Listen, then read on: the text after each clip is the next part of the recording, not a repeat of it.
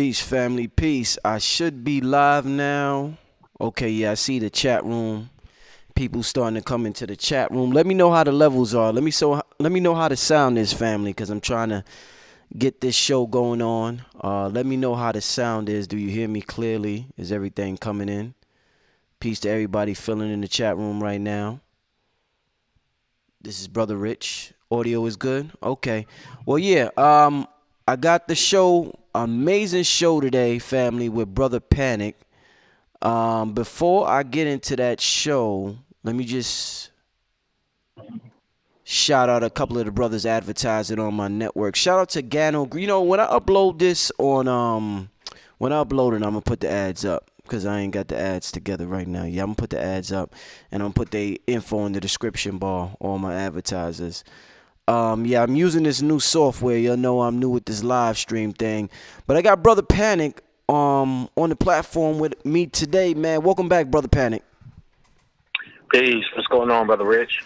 Man, I'm happy to have you here. We got this amazing conference coming up with yourself, Yes, sir. Dr. Phil Valentine, and Isaiah the Duke of Tears. Yes, So, sir. yeah, so I want to tell the family, let me just let y'all know, y'all should be able to see it on the screen right now. It's June 3rd. It's going to be at St. Francis College in Brooklyn, New York. The address is 180 Remsen Street. And for advance tickets, you could go to the Eventbrite website, and the information is on the screen. If you need additional information, you can call me at 646-472-4219. Or to purchase the live stream, you can't make it, you're out of town and you can't make it, you could go to www.usalivestream.com/metaphysical masters. So with that being said, man, Brother Panic, man, I can't wait till June 3rd, my brother. Yeah, it's going to be a thing. This is good that you put this together. And for a long time in New York, it's good to see some brothers on the stage who's not bickering with each other. So it's going to be a thing. I see the Duke of Tears, Dr. Phil Valentine, myself. You know what I mean? And from what I'm told, the subjects they're going to talk about, what I'm going to discuss, we definitely going to bring fire. So it's going to be something you can't miss. I think you should make this extra effort to get there. Even though I'm glad we have these webinar, you'll be able to check it out on the webinar, but make that extra effort to see a live lecture. There's nothing like that. The webinar is the next best thing, but standing there live, there's nothing like that. The energy, the feeling, the family, this is what you want to do. So I definitely, coming to New York, I can't come with nothing less than the best. So that's how I plan on coming. So I can't wait to be there June 3rd. We're going to tear this up. Let me ask you, Brother Panic, what made you want to get into the study of metaphysics? Like, we all got our beginnings and where we started out with, some historical, some with the conspiracy. What made you want to get involved in what you got involved in, my brother? Well, ultimately, to be a true occultist or metaphysician, you should be able to look back and remember every single thing in your life has something to do with this purpose. Because what we're talking about is a true purpose, a decision that you made before you even incarnated here. And like I said, we tend to think, because of Martin Luther King Jr., that we all have one black cause. But we're here for many different reasons. So me personally, I came to teach, hands down. And, even before there was a metaphysics, if we were learning how to play the Frisbee, I was the one showing everyone how to play the Frisbee. Right. So I can look back and see purpose all through it. It was just a matter of time. I mean, I can look back. My father was into Eastern philosophy, heavy meditation. So I was on punishment. I had to read those books. There was just always something that said purpose as opposed to luck or just interest, purpose. So it just unfolded that way. Everything just seemed to have lined up with purpose. So I would say the more practical thing, what got me into it, is just the most fascinating thing you can ever, engage in. The try to find out the understanding of your entire purpose for existence, and then the metaphysical or the occult understanding. As I've made this decision a very long time ago. Indeed. Now, why do you think? I look at the position you're in and what you talk about, and I see the condition of our people. Hmm. Why is it so hard? Why do you think it's so hard for a person? They're already so called woke, but to go into the cult like that, a person could stick their foot in a lot of things. They could get involved in a lot of things, brother Panic. But when it comes to that occult shit, they're like, nah, not that. I could try this. I could try that. I could try this. But that occult, that's going just a little bit too far, my brother. Why is the occult Understood. such a, it's like, don't go there. Why is it like that with us, my brother? Understood. Because what I tend to notice, the most effective thing, if you're in a war and the object is to keep you out of the most effective thing to transform you, Mm-hmm. is going to be looked at as the worst thing that you can ever engage in. Mm. So you're talking about some baseline understandings that you've been given or programmed or mind controlled into that we cannot get past, or it can be applied to certain forward moving thinking. So we just have this idea of good, bad, dark, light as this evil thing, just straight out from religion and from this idea of everything black is evil, everything white. These are core mind control war tactics. And when you're left alone in a forward thinking situation, you tend to apply what you know. In fact, you have to apply what you know because that's the way your subconscious mind works. It only can deal with what it has convinced itself of or what you have convinced it of and accepted. So these things are a core understanding and a core acceptance. And a cult, is just the word alone, people have a problem with. All it means is hidden culture.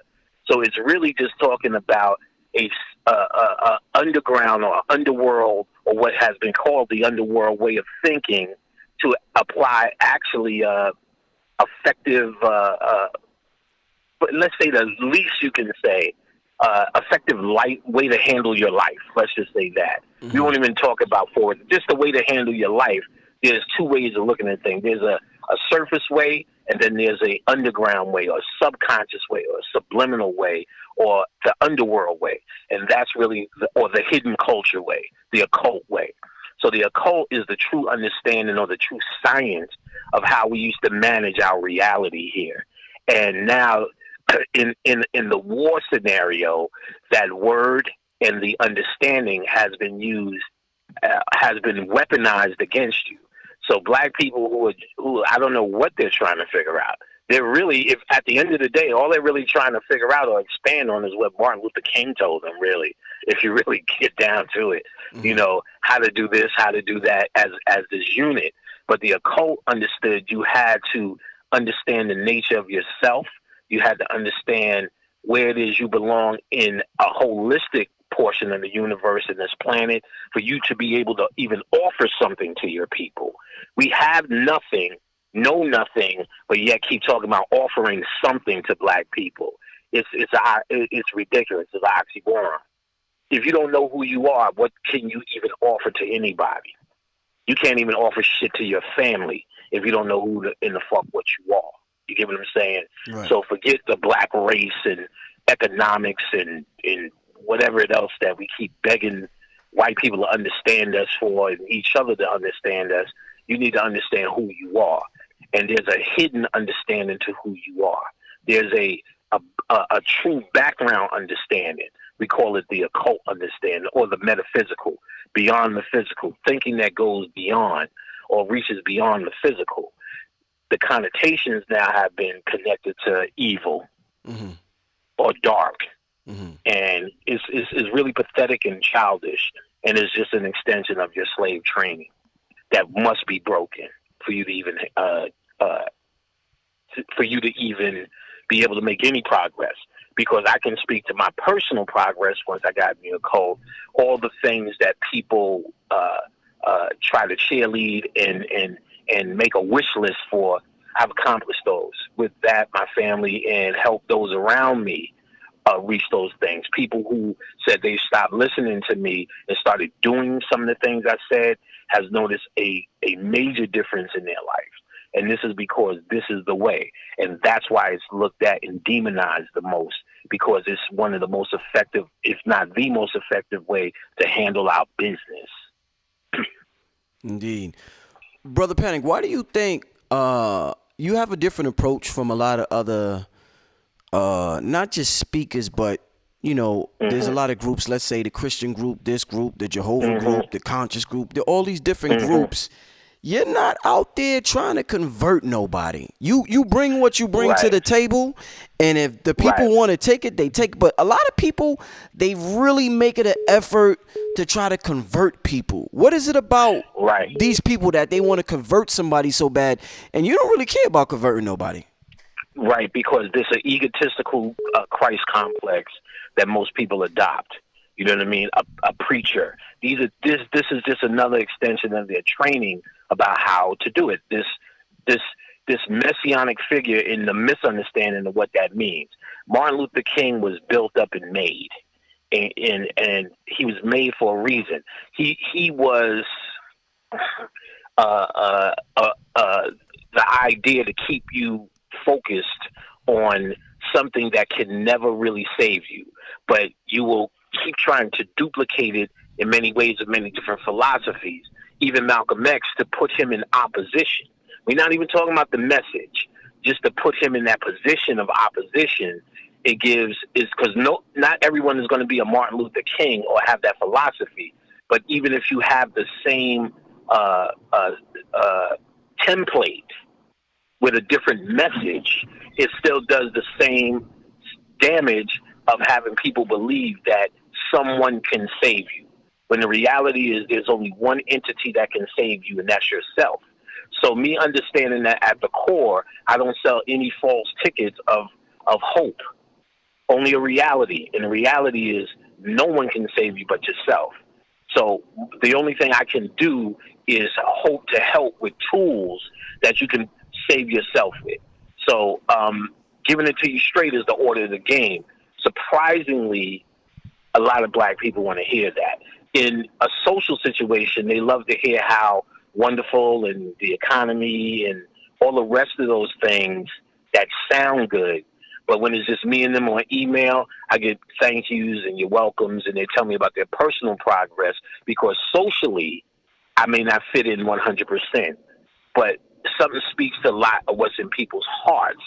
And you'll know, like I know, I'm just as surprised as you how many people show up without me having to argue and having to kiss their ass and tell them how wonderful and magical they are just because they have melanin. None of that. Never have. And still, people want to hear truth.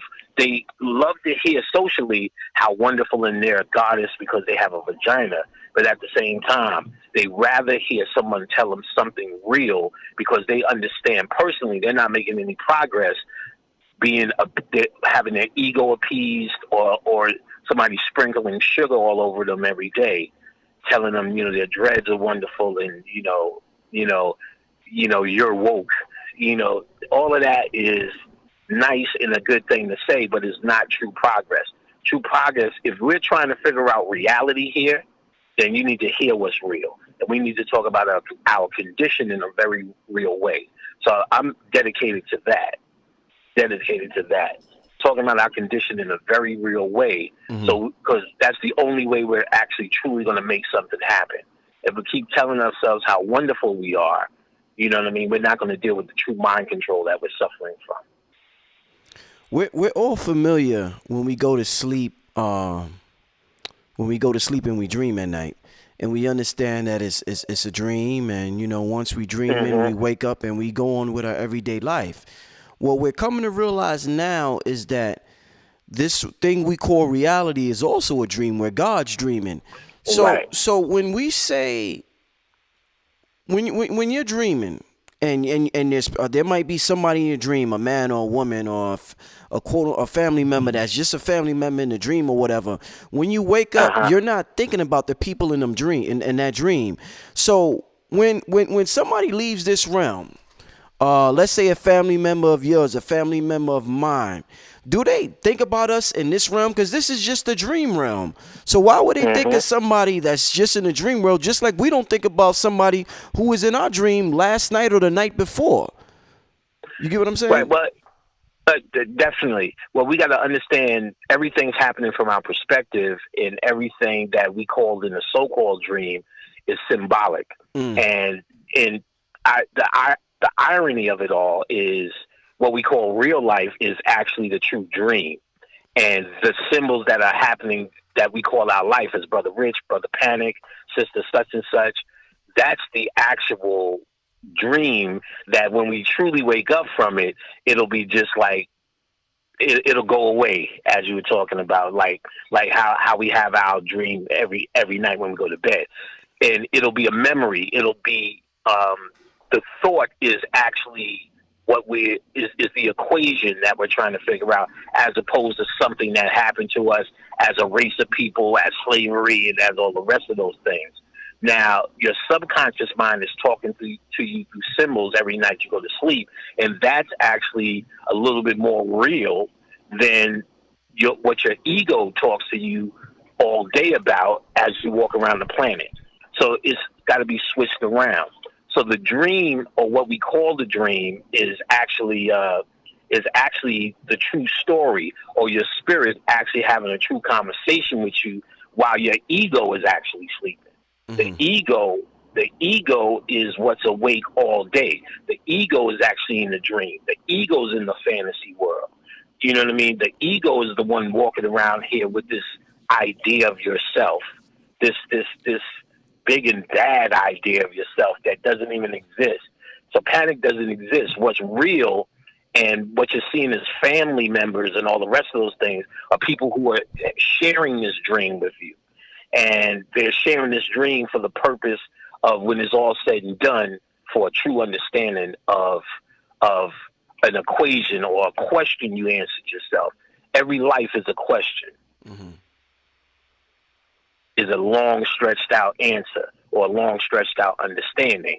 So when you wake up from that dream, is all you really doing is studying the answer to a question that you asked called panic, or was answered with someone called Panic or someone called Brother Rich. So it has to be looked at from a different perspective. We have a egocentric perspective, so a dream seems like something that we have, or you know what I mean. It seems like it's all happening from a reaction to from the ego, but the true idea is actually it's all the other stuff that we call the fantasy, the dream, the daydream, the aha moments, and all of those. That's actually a taste of what's real, a taste from the world of the real. Mm-hmm. So we actually have to turn it around. The occult understanding, we have to turn it around, and what this is, it's a way or understanding. Let's take the escalator, sweetie. It's a way or understanding of how we actually start to investigate and understand the nature of the ego by first putting it in its proper perspective, not giving it the spotlight in our mind that we have been giving it. Like, most people want to say black people because they just mad at white people. It's the ego thing. Mm-hmm.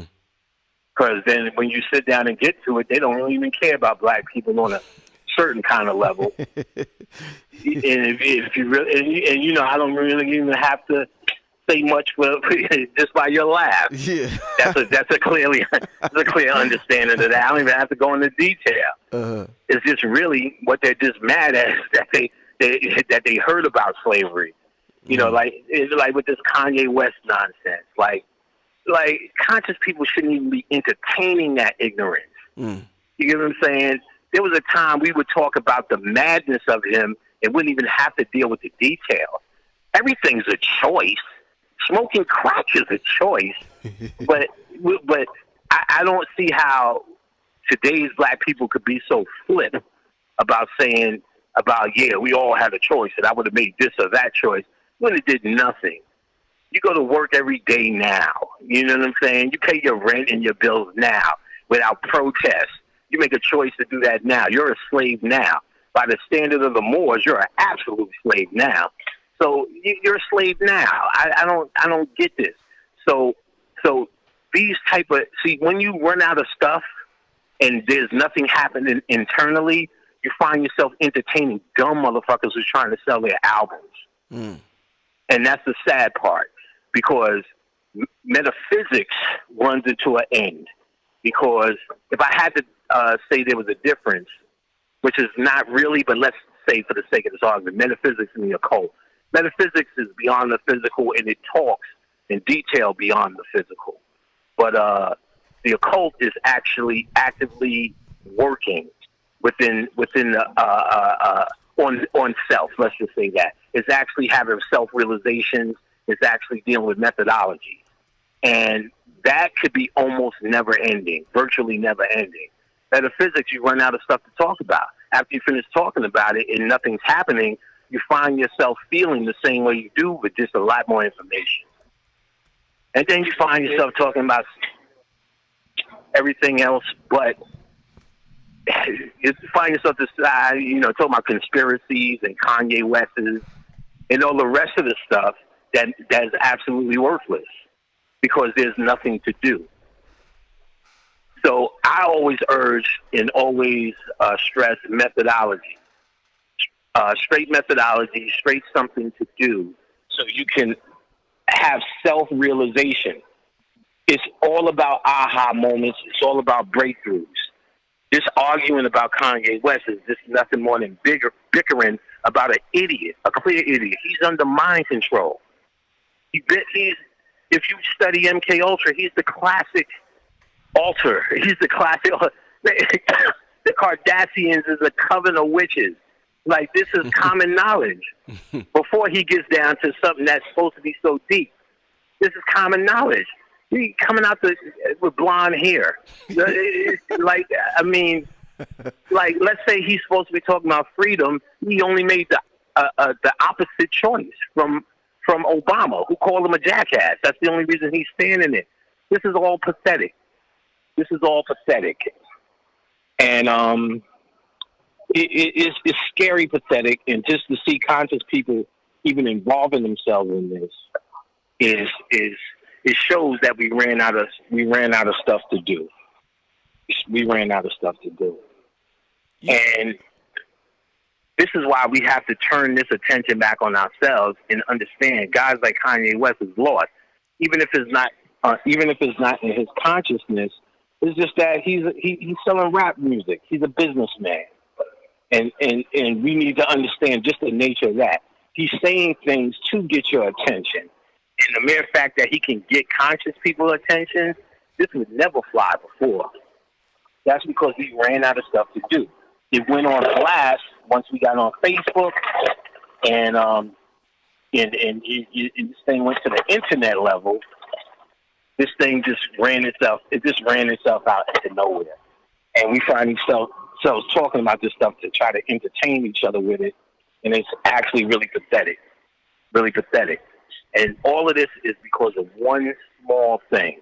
We are not turning this understanding or this study inwardly into our own personal understanding of who and what we are for the purpose of our own transformation.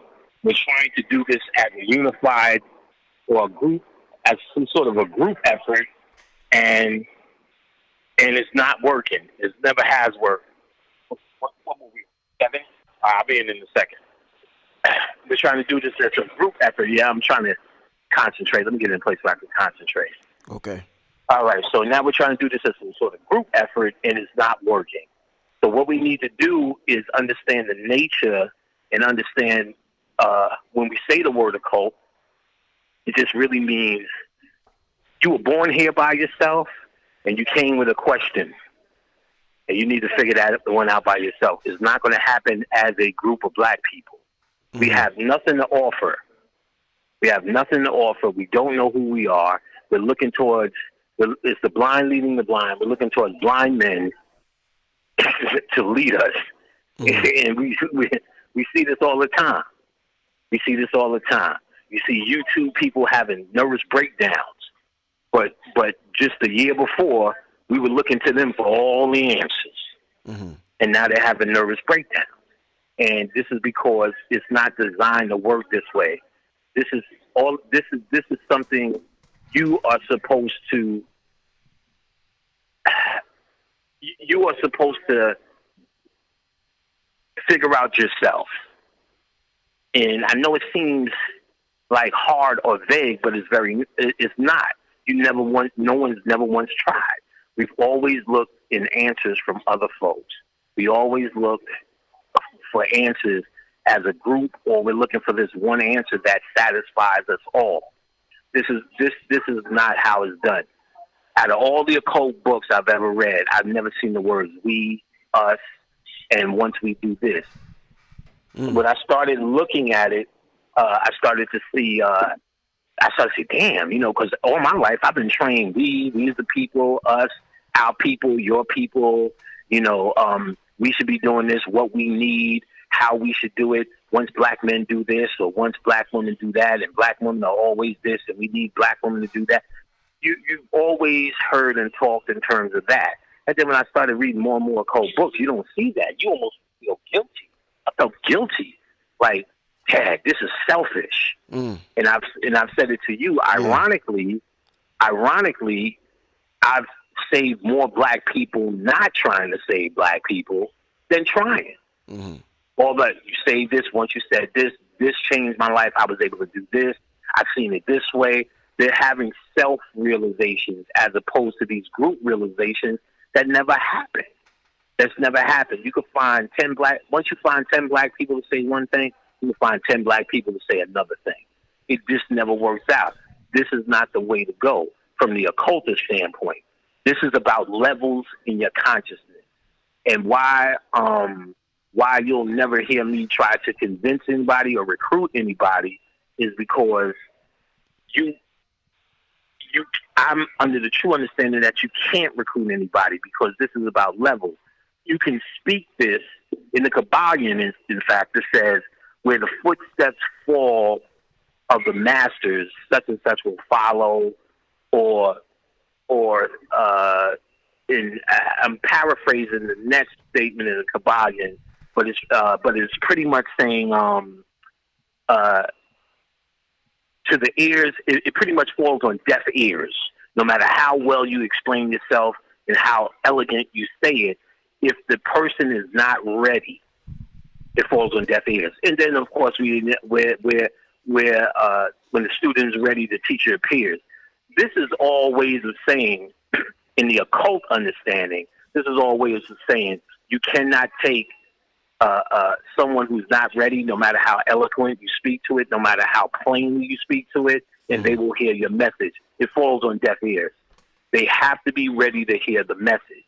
So the only thing I could do is just keep the message pure in terms of my occult understanding. And someone else who reads the occult will have their understanding. Bobby Hemmett had his way of doing his thing based upon his occult understanding. And if he has or feels he should be teaching it, or you get what I'm saying.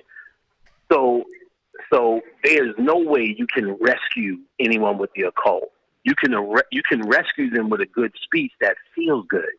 And we know that doesn't even physically change their economic situation. It doesn't really rescue them. It just makes them feel good about what they're doing. It makes them feel morally engaged when you say black people and, our people and, we for the cause, we in the struggle. All of them fucking words we're used to saying, but has yielded us nothing until we now have turned in on ourselves and started just arguing with ourselves.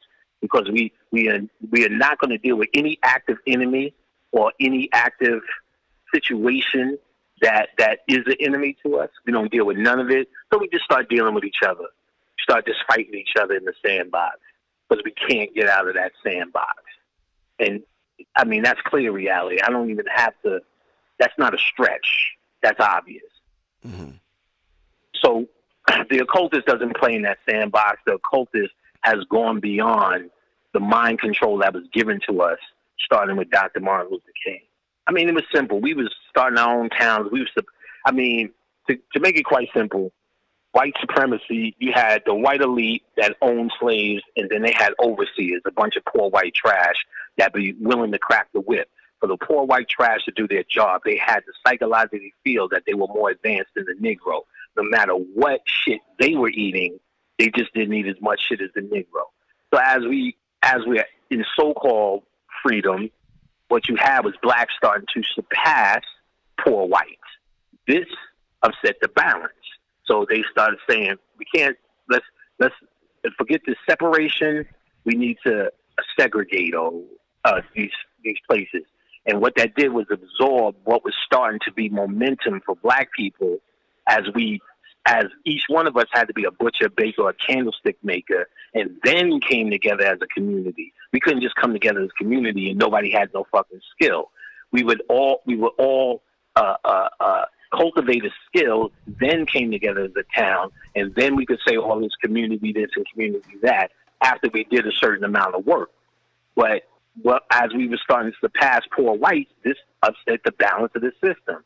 So then they gave us Martin Luther King and said, no, we need to go to their schools. No matter how great you make coffee, it's better to drink coffee at Woolworths and get it thrown in your face.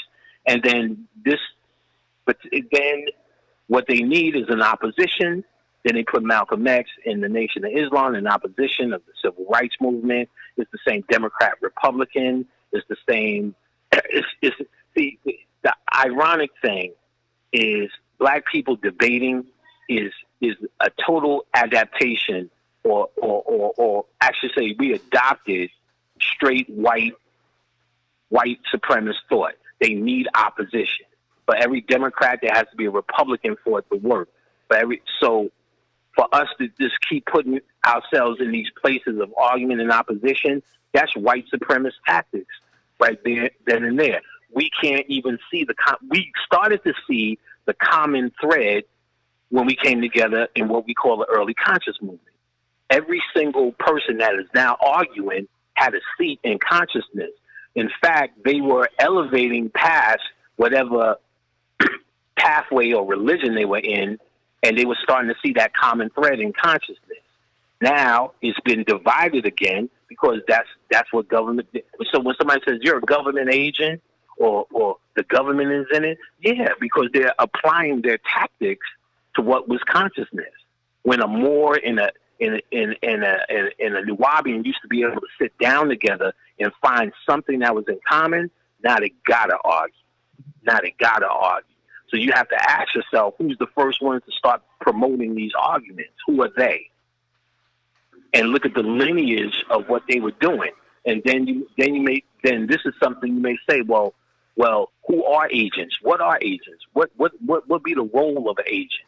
And I wasn't so flip about using agents and this, that, the other. And I'm gonna talk about this as well. I'm gonna talk about it. I'm gonna save it for June 3rd. I don't want to go too far into what I'm gonna talk about on June 3rd. I'm gonna give it to you. But we need to question more of our psychological. We need to be able to step back and question psychologically how we're operating. And if you could see that, we're falling into so many traps. Kanye West could say something, and all of a sudden, everybody who's supposed to be conscious is actually factoring this in. When 5 minutes ago, he was just ranting on stage like a madman, and we thought he was gone. He's with a white woman, and he's dyeing his hair blonde. So why are we listening to that guy? There was a time he wouldn't even factor in. You know what I'm saying? But they want to love rap music so bad.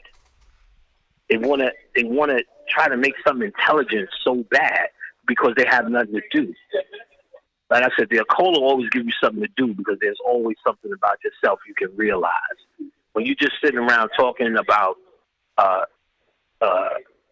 social issues, it'll just be one thing that entertains you from the next. Consciousness is now the love and hip hop of the game.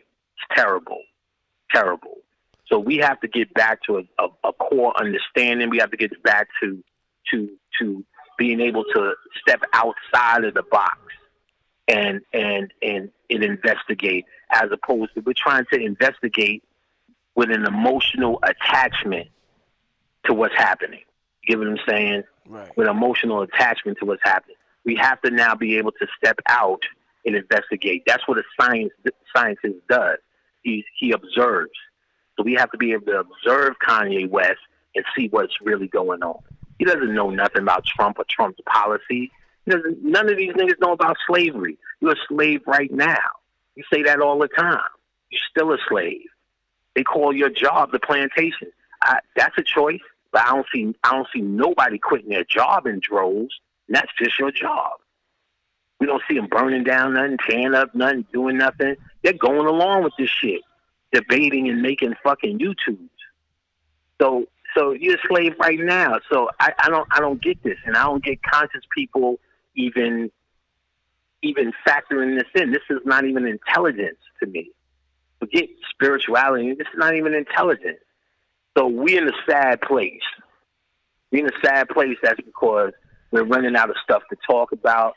We're letting it. There was a time this was a smaller group, and the prerequisite for being in this group, it actually took a little bit more than just saying Hotep. You know what I'm saying? And I think we need to step that game up. I think we need to step. So I talk about, and I'm going to talk about in New York. I'm going to talk about,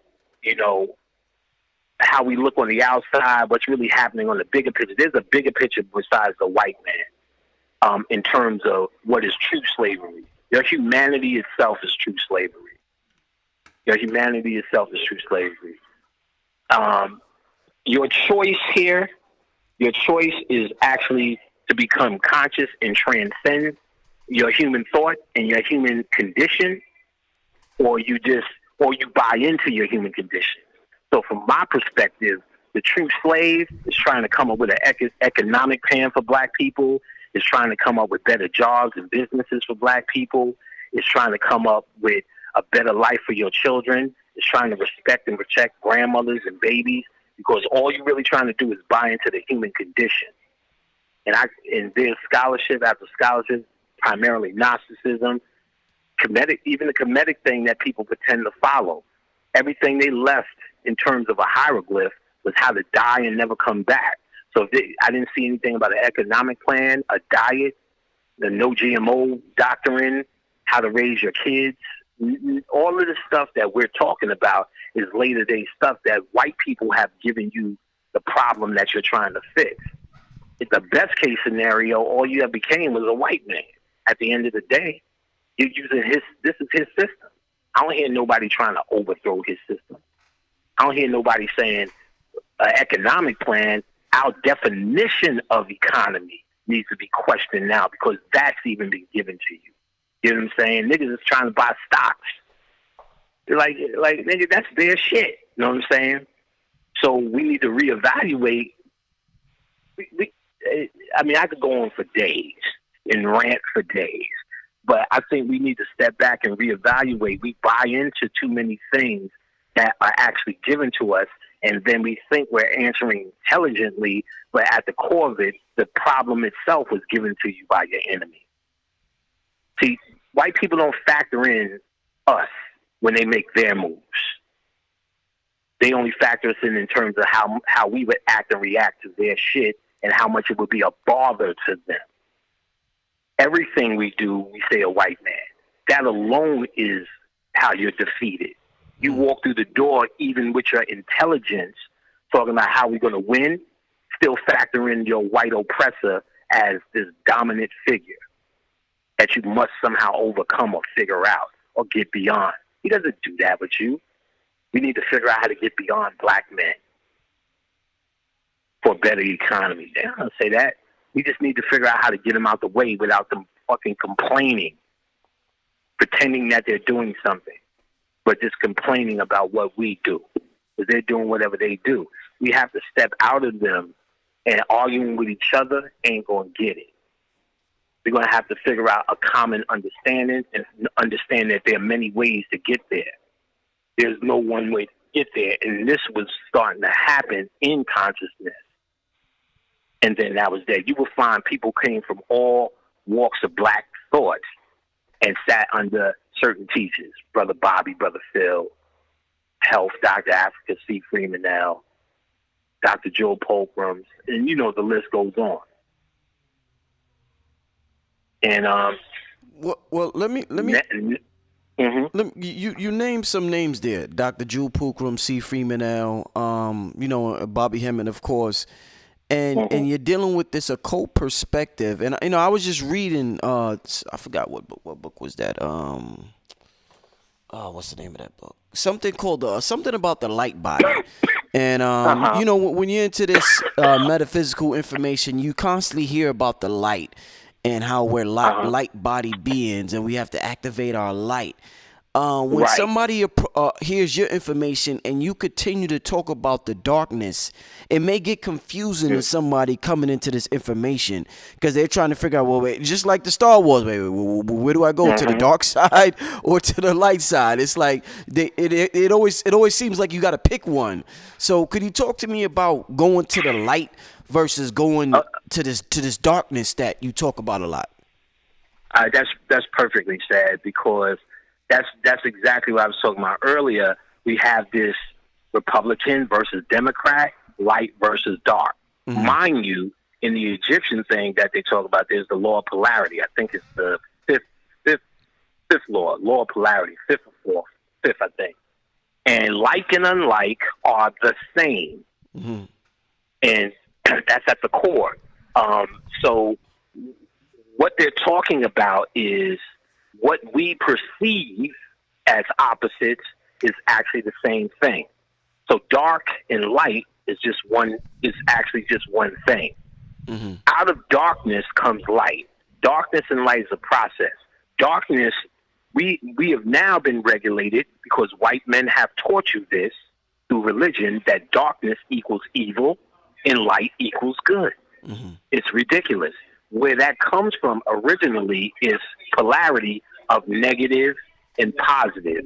Negative now has mean bad and good, but negative just meant feminine, which means to draw in or pull towards you, and positive means to push away.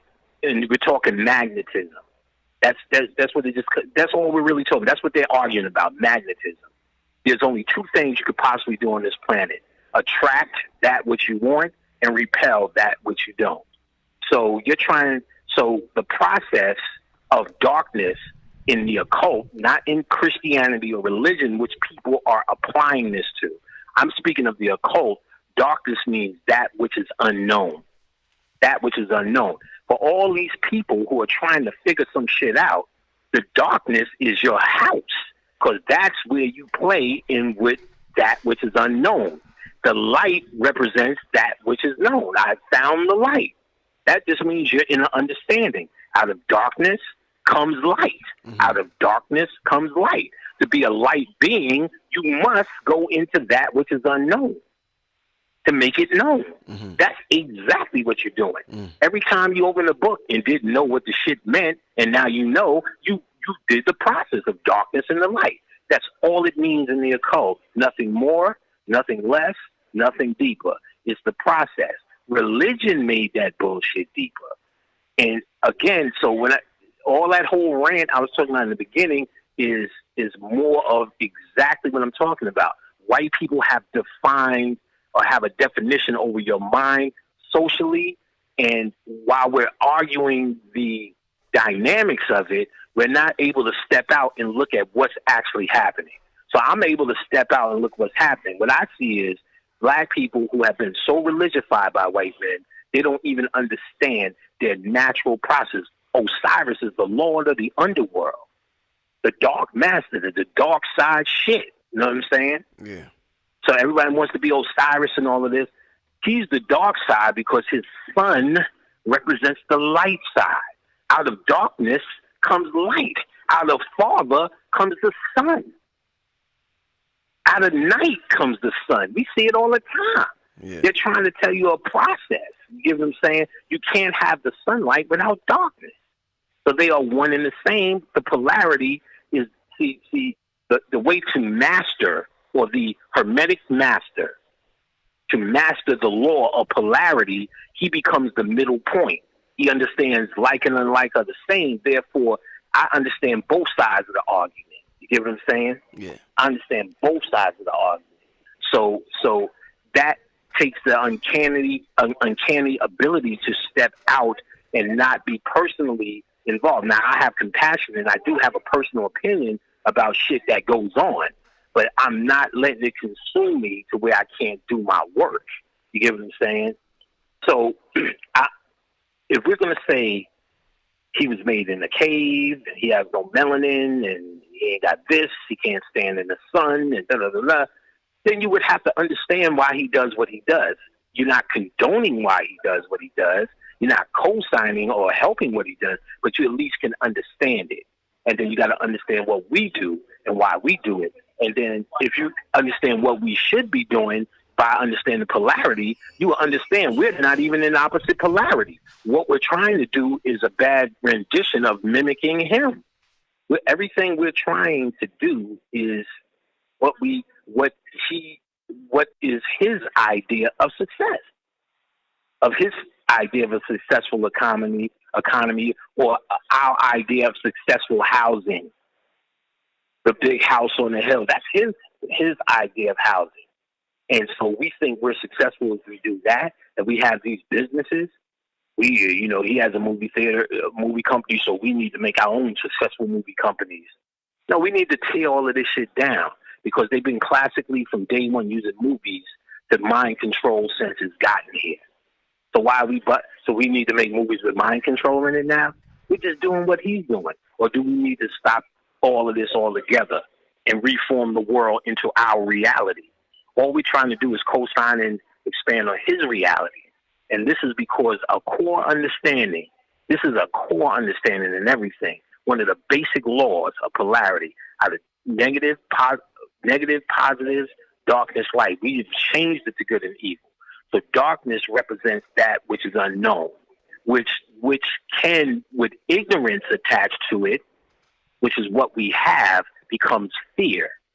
So when you hear people talking about fear or darkness and Baphomet and whatever thing it is, this fear is only a testimonial to their ignorance and their ignorance on how to make it light, or that they're just too dumb. They're either too dumb to understand the process or too scared to understand the process to be able to make something happen, be able to look into that darkness to make it light. You make darkness light. You make darkness light. So that's the process. And like I said, no one knows this based upon religion. So we have to understand the religion, the motif of religion, the gist of religion. We're too busy arguing the logistics of these things. It's not really about the logistics, because you will argue all day about that. That comes into the realm of opinion. What you need to argue is about the social impact of these things. And then you have to apply it to our ancient understanding and how we've seen the world. We talk about it all the time. Osiris represents the darkness. Haru represents the light. You get what I'm saying? You've seen it all the time. Satan and Jesus are the same thing, just different polarities. Mm-hmm. They connected Eve with evil based upon her having a vagina. The vagina represents the darkness. It's unknown. It's that hole. It's that black hole. The penis is all in your face. It represents positivity or positive or it's like I said, it's what's the word I'm looking for? Basically, it's coming at you. Let's look at that way. And the vagina is coming in. These things come together as one understanding. One understanding. That understanding represents the child. That understanding represents, so the child of what was formerly unknown to what is known is a child of that. That child becomes your ultimate understanding. So the more and more you deal with darkness into light, the more understanding you have. And I see we're suffering from a lack of understanding of who and what we are. And that's because it's how we were trained to understand darkness. We have a white man's understanding of it, or what white men has given you. And we only talking about 1% of white men. The average white person on the street don't know shit. And they're no more threat than just their participation in white supremacy. There's 1% of white people who do know and know exactly what the fuck they're doing. and and that matches pretty much the 1% of us who know exactly what the fuck we're doing in terms of our consciousness. And we're doing a hell of a flop ass job. I'm gonna tell you that, because we haven't really dealt with certain social things that are just so basic that it's actually really scary. Like the shit that I'm still dealing with. Just to hear conscious people who teach, still talking about Kanye West. They're either doing it because they're ignorant, or they're doing it because they know others are ignorant and want to hear about it, and they're trying to get likes and attention, which is just as sad. Well, I definitely, I know you getting ready to go to the movies with your queen. Yeah, it's all good. I didn't want to see this movie anyway. Yeah, I didn't want to see this movie anyway. But I definitely want the people to come out June 3rd. So I don't want you to, I don't want to get too advanced on them tonight. So I want you to just let the people know what can they expect June 3rd for those who tuned in late. All right, so we're going to talk about, well, on June 3rd, we're going to talk about something a little bit more expansive on this, in a little bit more detail about the simulation. And I'm going to show you, not only are we in a simulation, which they are now starting to admit that we had names for this already. This was the ancient understanding, so this is old news, but we're going to talk about why they now have to admit this to you, what's happening, and I'm going to point out that's even us that's actually driving it. So even after all the social things I talked about, spiritually, we still are running this. And I'm going to point out that we're still running it even in our ignorance. So I'm going to go hard on the simulation. I'm going to go hard on how they're trying to socially program this simulation. So because what's about to be revealed, or what's being revealed, it won't be such a social, it won't be such a psychological blow as we start to see more and more things start to manifest that we would call, that we would once have called amazing, that is now going to start to be normal.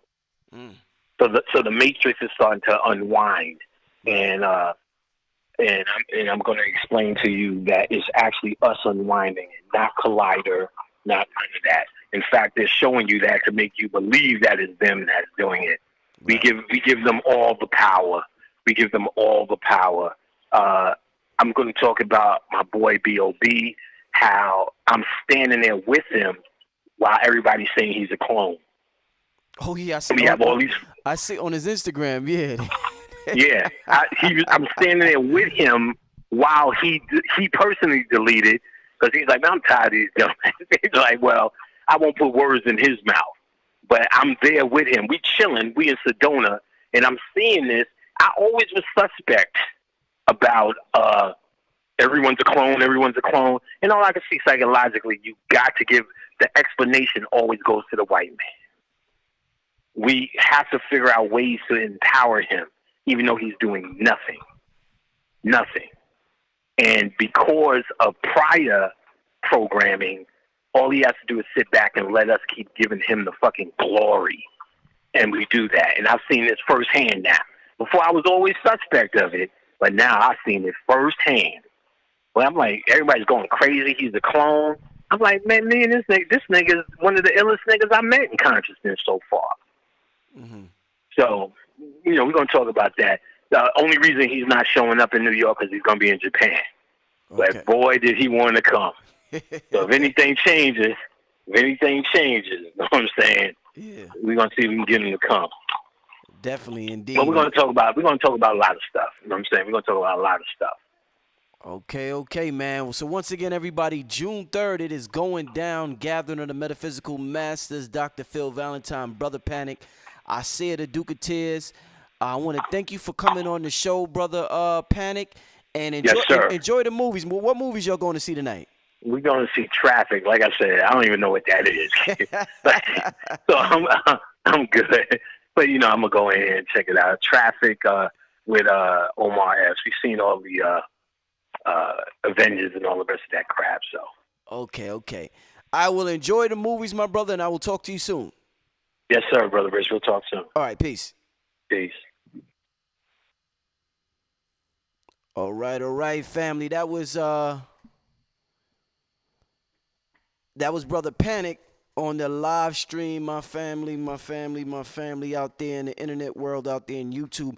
I think I might take a few callers. The brother was going to see the movies, but we wanted to give the family something real quick. Thanks to Panic Spitting B Paulie in the chat room for hitting up the super chat and giving a donation. Panic Spitting Fire, yes indeed, he sure is. So I definitely, let me see if I could turn up my volume a little bit so y'all can hear me. Yeah, I want to make sure y'all hear me good. Damn, it don't look like my volume's being turned up. I hope my volume's good, y'all can. Okay, yeah, that might have turned it up too much there. Yeah, I'm gonna take some calls from the family. If you call, I want you to, this is a metaphysical conversation. So when you do call, I want you to let me know what are you looking forward to for June 3rd? This event that is happening June 3rd. I gotta find this number. I don't even. You know how you buy one of them apps?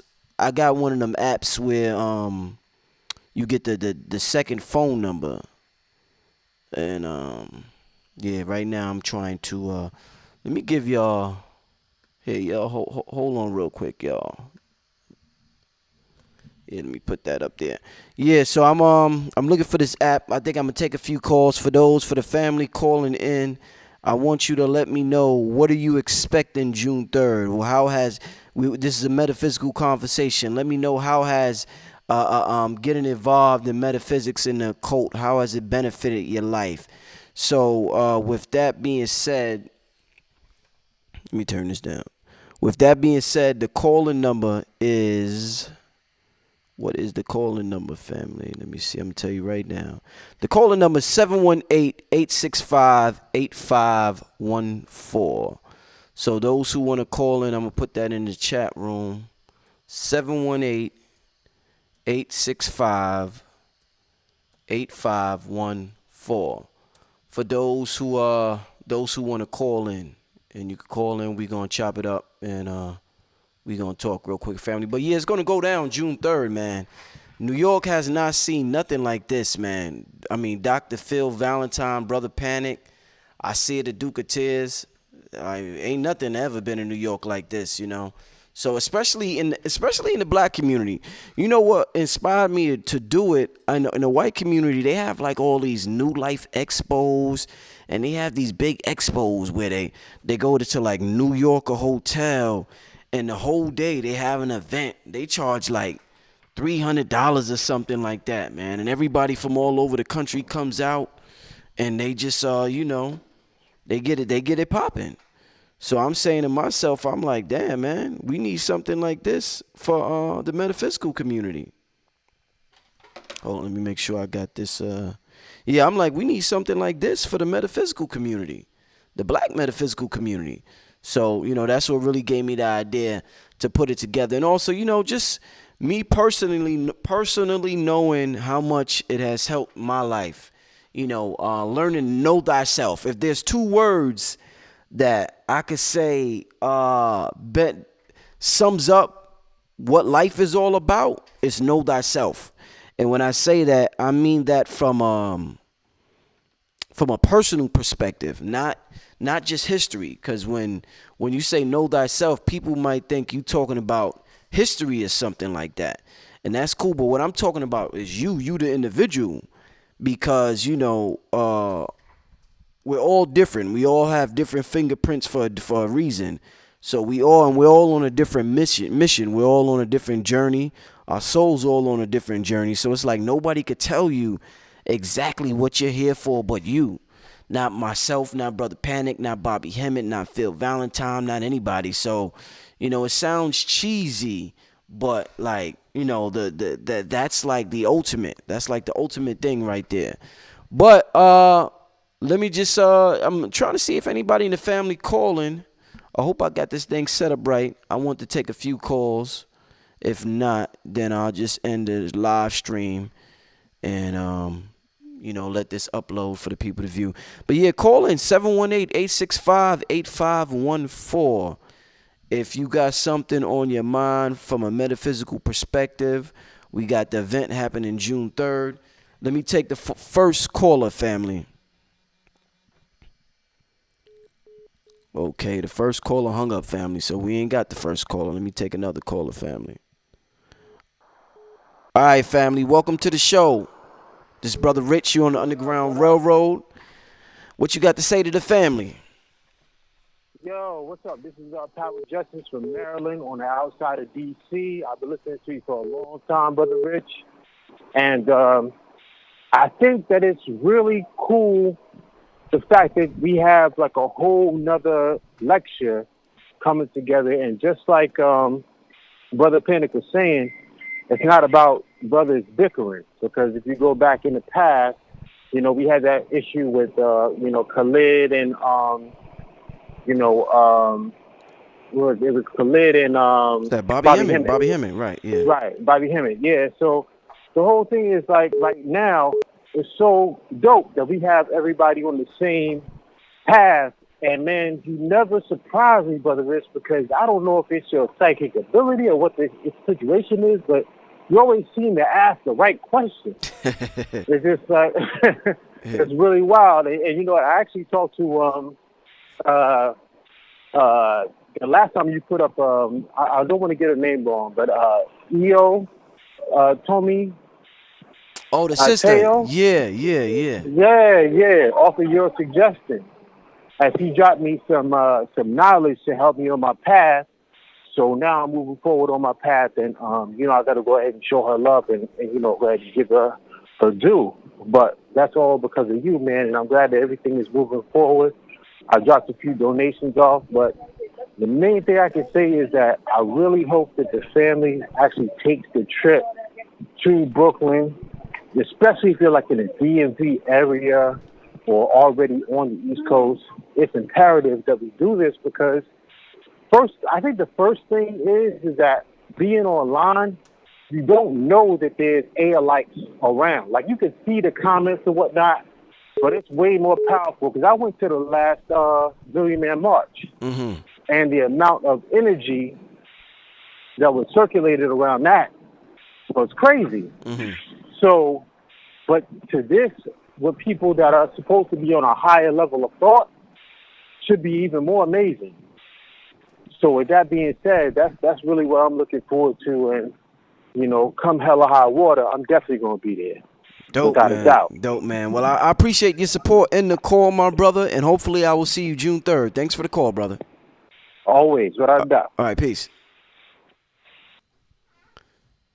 Yeah, shout out to the caller for calling in, man. That was a lot of love. Yo, that dude, he remembers that was way back in the day when Khalid Muhammad, Bobby Hemmett, they had like a little skirmish, I think, at the one of the original gathering of the Masters. And for those that know, they was there. I was too young, I wasn't there, but I heard about it.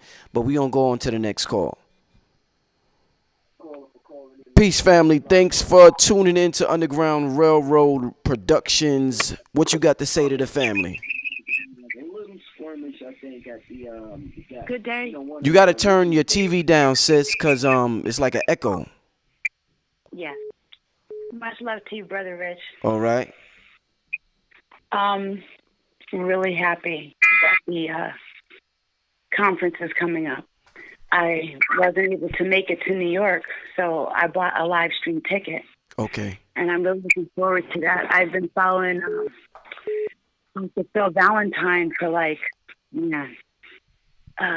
over 5 years online, and also Bobby Hemmett, who I know Brother Panic was a student of, and then he's involved, and now I've been checking out Brother Panic.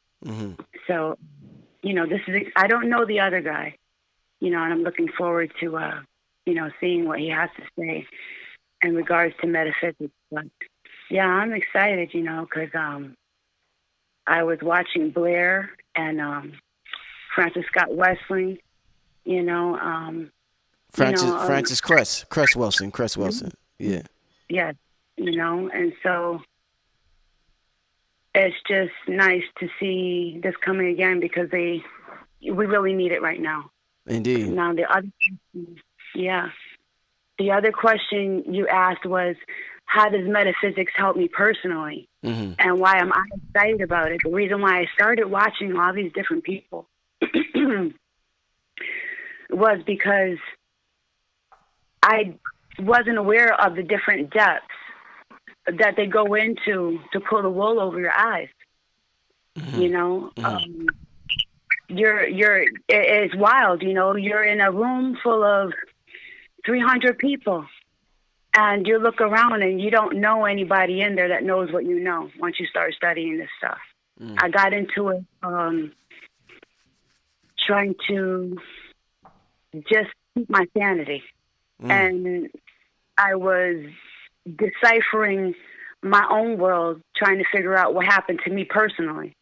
Was looking at food and medications, was looking at how the mental health system, and was looking at how foods and stuff like that affect the body and how they affected me. Then I started looking up natural health remedies, and, one thing led to another, that I got into deeper metaphysics with Phil Valentine and, Dr. Blair, and, it just kept unraveling this thing, what the government's doing and stuff. I never thought that I was important enough for anybody to want to do anything to me. That's what they teach us. Right. The slavery mentality, we're not worth anything.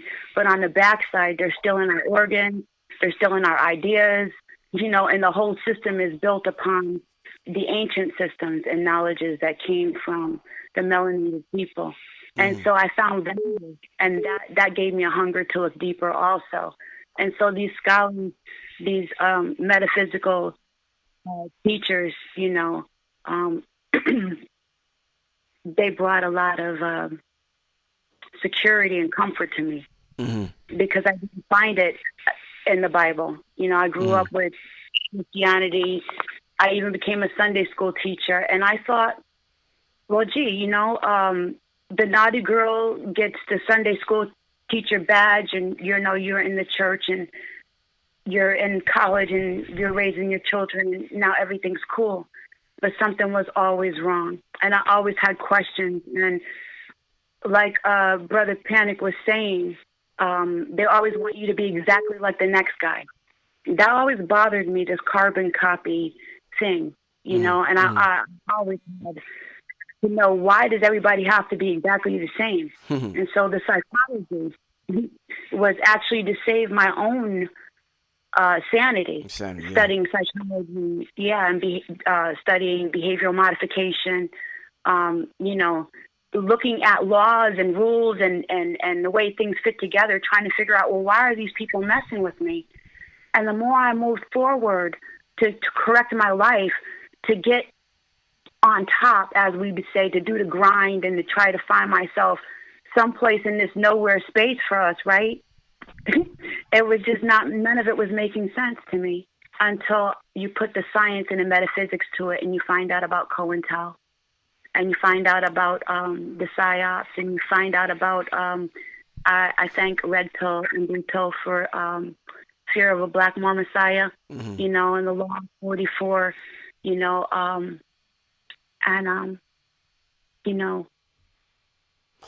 Well, listen, sis. Well, because I got to get to a couple of more calls before I end the broadcast. But I definitely, man, I want to thank you for calling in and sharing that story with us. And it's important. And it's important exactly what you said. I'm glad that this, helped you out with as far as your sanity. It did the same for me, sis. So I've been being stalked, so that's a story that you don't have time to know, but it helped me to know that I wasn't crazy, and that's important. Right.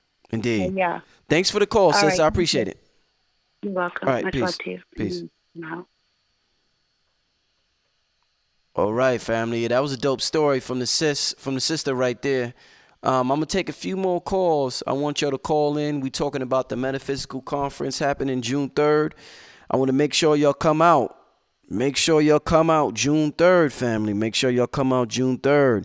We're not gonna get nothing like this for a long time, probably, man. From Dr. Valentine, Brother Panic, and I say the Duke of Tears. So let me go on to the next call. Peace, family. Welcome to the show. What you got to say to the family? I'm trying to fix it. Yeah, what's good, brother? Oh, what's good, G? Oh, snap, I'm on. Hey, I'm calling out of Dallas. Yeah, man, hey, keep doing your thing, bro. You know what I'm saying? Well, we talking about the conference, brother. What you got to say about this conference going on, brother? I'm looking up tickets right now, G. I'm trying to figure out how I'm getting from Dallas to New York right now. So I'm excited that you got you got Panic and Phil Valentine. You know what I'm saying? I just got hip to Asir because of, you know what I'm saying, because of promotion. So I've been peeping out his videos and everything he talking about. I like, you know what I'm saying, stuff he be saying. So that's gonna be dope. And there's gonna be people with products there that you won't get nowhere in the world but there. Like, people are coming in from all over the country with products. Like the vendors, like they're coming in with products that's exclusive. We're gonna have food from people from Dr. Sabi's you know, his people. Queen of Forward's people. I mean, it's gonna be off the hook, brother. I think we might even have Cambada, the Cambada perform. So we might have some entertainment. Sure. The brother Cambada also might perform. But yeah, it's gonna be off the hook, man. So definitely try to make it, brother. Now, so let me ask you, brother. So you study metaphysics? Like, you into that? Yeah. Yes, sir. I went out to the to KT Vegan Gym, and he had that out here. I got some of his cooking. Oh, no, dope, it was good. It was good. But yeah, I'm into that. Dope. But it's through UG. You know what I'm saying? The Underground Railroad, the Black Magic 363, because through Dick Valentine. I mean, not Dick Valentine. Through Dick Gregory, I heard about this the Black Magic 363, and because of you know what I'm saying, in your platform, I heard about Phil Valentine and then Bobby Hemmett and Brother Panic. So you know what I'm saying, like in a major way, you know what I'm saying. I just became a Patriot member like a couple months ago. I'm trying to donate, you know what I'm saying, as much as I can. So because without this platform, I wouldn't even be on the metaphysics. I'd still be, you know what I'm saying, just thinking I'm thorough. You know what I'm saying. So. Right. Yeah, man. I mean, like the brother Panic said. I mean, when you get into this, and when we say know thyself, man, it's a personal journey, man. There's something you're supposed to do, brother, that nobody knows but you. And when you get involved in this and this information, that's what it's supposed to lift the veil. You're supposed to figure that out. Like, you know, so it's all about yourself, brother. At the end of the day, the better you could be, the better you are for everybody else. So be the best version of yourself, my brother. And I want to thank you for calling in. Yes, sir. Appreciate it, brother. All right, peace. Peace. Yeah, once again, family, the calling number. Wait, let me take this call. Y'all know what the calling number is by now. Peace, family. Welcome to Underground Railroad. What do you have to share with your family? You know we got the event coming up June 3rd. How you doing, man? Am I on the call? Peace, your family. You live, family. What's good? Oh, what's up, brother Rich? Yo, respect, love. How you doing, man? I really love the show, man. I be watching you all the time, listening. I really love the knowledge. I had some questions, man, listening to what everybody's been calling and talking about. Yeah. So the chick, she was the lady that just called in. She was talking about being in a room when it's like 300 people and you're the only one with that knowledge. What do you do when you out there in public and you have all this knowledge? Like, because I be feeling like I don't know how to utilize it sometimes. You know what I'm saying? I just feel eyes on me. Like what do you mean? How to utilize it at that moment, or utilize it in like for instance, any type of day, bro. Like, I could go out on a random day. I'm gonna be straight up. I met Lawrence Fishburne on a random day, and this dude was talking to me like I was the famous person. I asked him if we were in the Matrix, like real shit. I'm dead ass. I'm trying to come to the show and meet y'all too. I really like y'all. Y'all are some cool dudes. But yeah, like, I just find it hard to like utilize this occult information when I'm dealing with normal people, like, because they don't know what the hell I'm thinking, and if I were to try to explain it to them, they'd be thinking I'm crazy. Like if I told them about melanin and star seeds and shit, they'd think I'm fucking bugging. Right, right. I think what I think is the first mistake we make when we come across this knowledge is that we want to teach somebody, and there's nothing wrong with teaching somebody, but I think if we try to perfect it internally, our behavior would be the teaching mechanism. And when you trying to tell a girl or tell a dude about star seeds and this and that, it's not going to get them as much as them seeing you be that Christ energy, them seeing you be that star seed. And they be like, yo, how this nigga able to maneuver like that? Why are good things always happening to him? Why is he always in a good mood? Why is he healthy? They're going to start questioning, like, why is this dude his aura is so big? He's so magnetic. And that's what gets them. It's not the words, it's them observing you, just like with a child. A child doesn't learn from what you tell them to do. A child learns from what you do. And then they know what to do.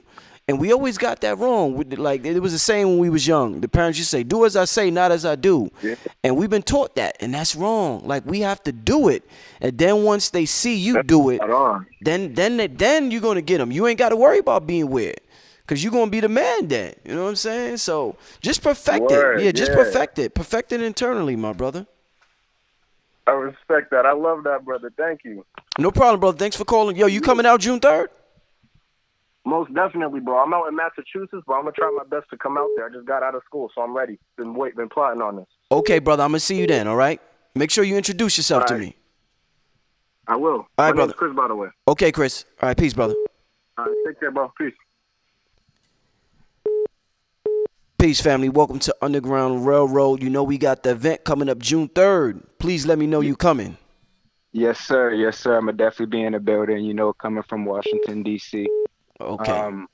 You know, definitely appreciate what you're doing, Brother Rich. You know, I've been watching Bobby Hemmett for some years now, and I'm a young guy. I've been watching Bobby Hemmett for almost 10 years now. Mm-hmm. I'm 28 years old, you know. So since 18, you've been watching them since. Yes, sir.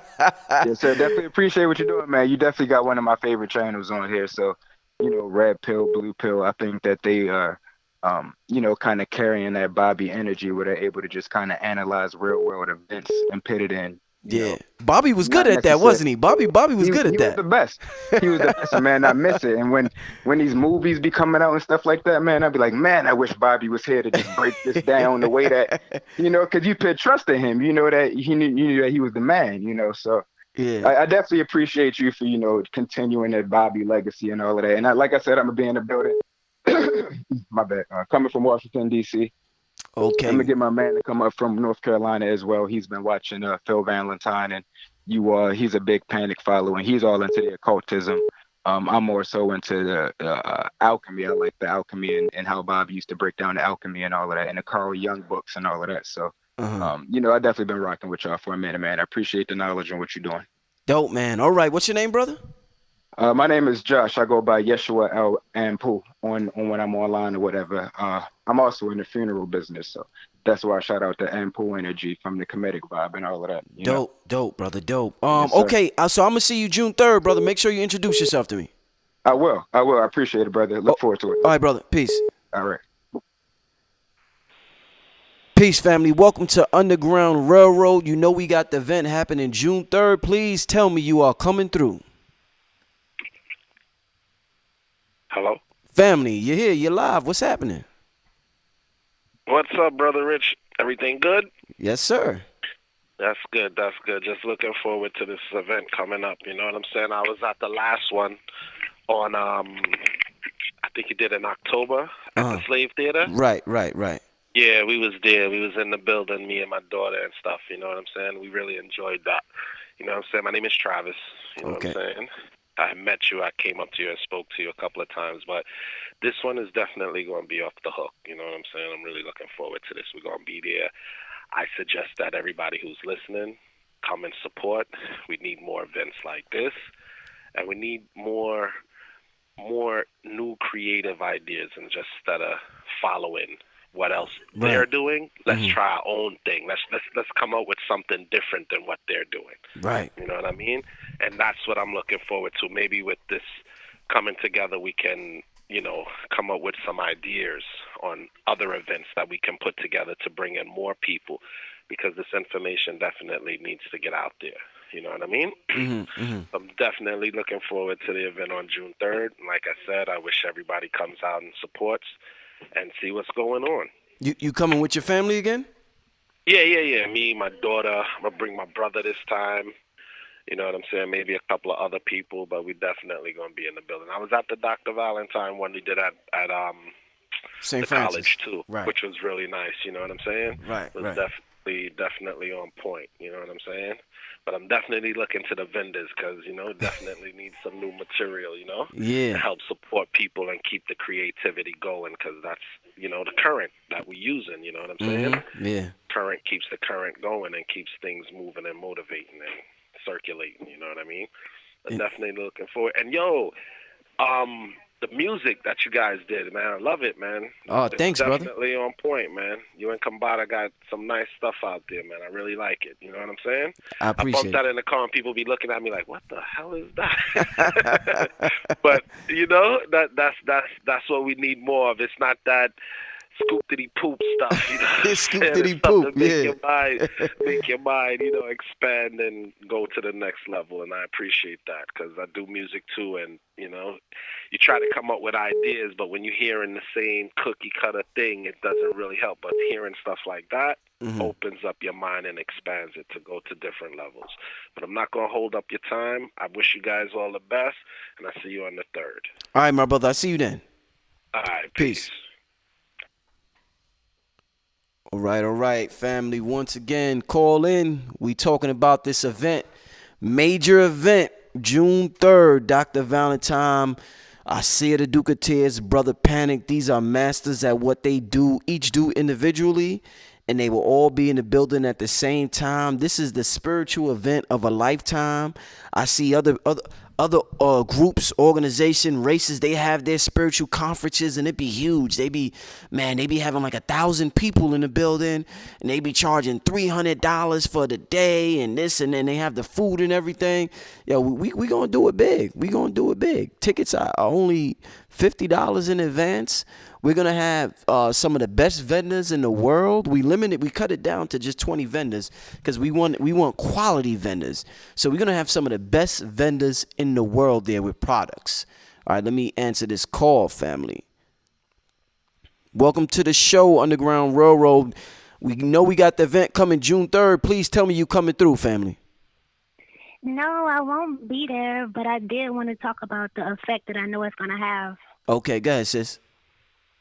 Okay, yeah, I just want to say he was definitely right. I do believe that the conscious community has been kind of losing focus. So I definitely think this is going to redirect the ship and put us back focused where we need to be. I feel like there's been a lot of layers put on top of the truth, and he's breaking them back down and just definitely redirecting everybody. So I'm definitely looking forward to the outcome and just to see where the conscious community end up after, getting back focused and on track. I know that this is definitely, going to affect us all as a whole, because once one person makes a difference, it's kind of like a domino effect. So I'm definitely looking forward to this change in atmosphere.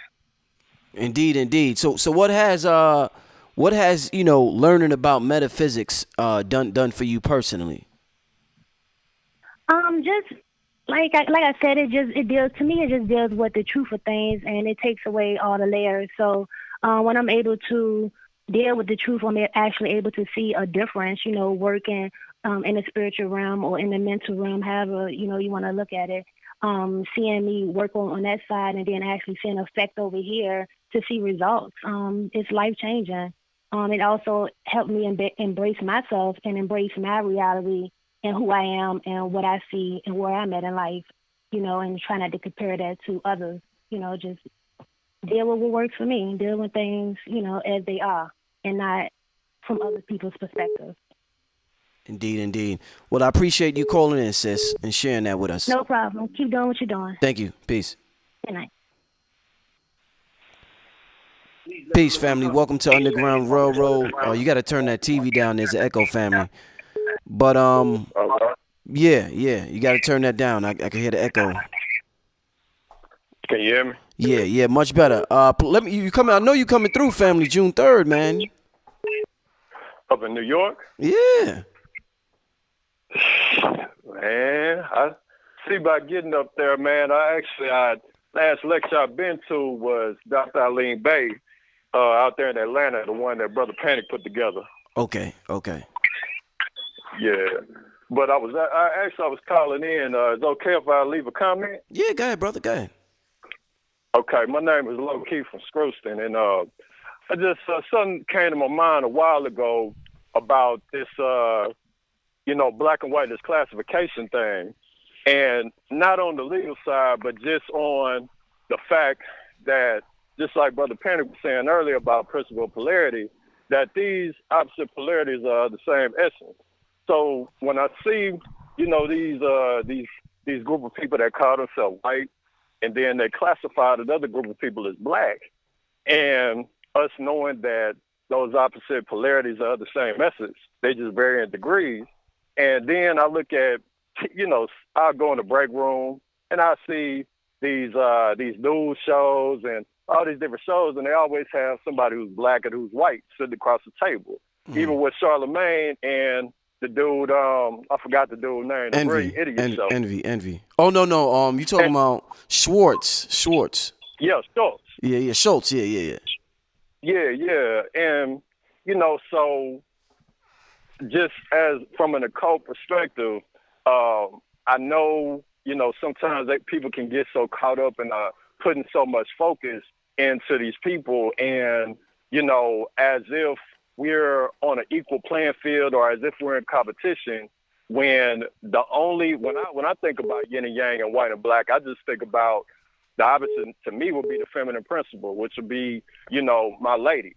Mm-hmm. So that's what I would classify as black, from the negative charge, the negative side to the white side to the positive side being the masculine energy. So, I'm just saying that to say that I noticed the game that was being played, because if we look at this group of people as being opposite to us, then that would mean that they'll be going to the same place as we're going when we transcend out of space and time. If we get in the mind that they're opposites or that they're across the chessboard from us, when the only opposite, let's say for me, would be my other half. So, that was just the comment I wanted to leave on that. Nah, God, that's dope. I'm glad you shared that with us, family. I'm definitely glad you shared that. What's your name again, brother? Low Key. Low Key. All right, well, thanks for calling in, brother. Are you getting the live stream? You gonna get the live stream? Yeah, I'm gonna get that. I'm gonna support, definitely. Yeah, I want the family. This is going to be an event. I don't want anybody in the world to miss this event who's black, man. Shit. We all need to see this one. This going to be, I'm going to make sure this is hot. But yeah, definitely. Yeah, but thanks for calling in, brother, all right? I appreciate it, man. Okay, peace. Peace. Yes, family. Make sure you call in.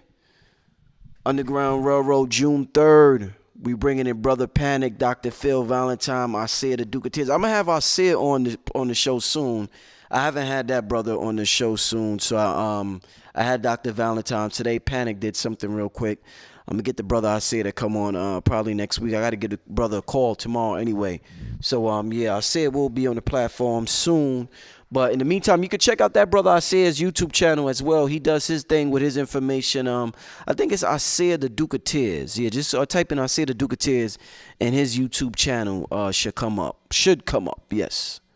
Let me go take the next call. All right, family. Welcome to Underground Railroad. I know you are coming to the event on June 3rd, family. No, I wish I could. I'm actually on the West Coast, so I'm gonna try to. You getting the live stream then, right? Yeah, I'll probably have to go that route, or figure out a way to make it out to New York. I hear you, man. So what makes you call in today, brother? What you got on your mind metaphysically?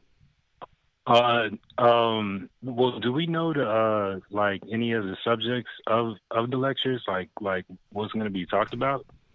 It's going to be like Brother Panic. He just, I don't know if you've heard him talking earlier, but he's going to be dealing with the virtual reality and how this is a simulation. So he's going to be going into what's the brother's name? Gates, the brother who deals with the string theory. He's going to be going to the string theory and, you know, how this basically is a video game simulation and how, you know, everything is connected by an unseen thread. So Panic is going, his is going to be off the hook. You know, Isaiah deals with the science fiction realm. So I got to talk to Isaiah to get the exact title. I know Dr. Valentine. Let me tell you, Dr. Valentine, he texted me the name he got. Give me a second, brother. Is Asir going to be covering Moorish information too? I'm sure he's going to put it in there. I'm not sure, but we're keeping it metaphysical. So it ain't going to be if he finds some way to thread it in there metaphysically, but it's definitely going to be a spiritual conference. So I'm not sure how much he's going to put in the Moorish information. But Dr. Valentine's presentation is called Reexamining the Authenticity of Reality, the Aristocracy of Evil and the Plain Flat Truth.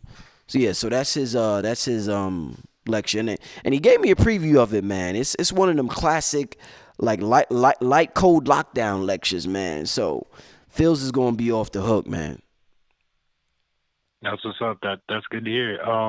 Is there any way to get? I know you guys did a lecture back in like November of last year, and I wasn't able to make it. Like, is there any way to still get that, or is it kind of like a one and done kind of deal? Yeah, that's on the Patreon page, on my Patreon page. Those is for the people that support the platform and, you know, make a monthly pledge. They get some special things that nobody else has access to. So it's on there.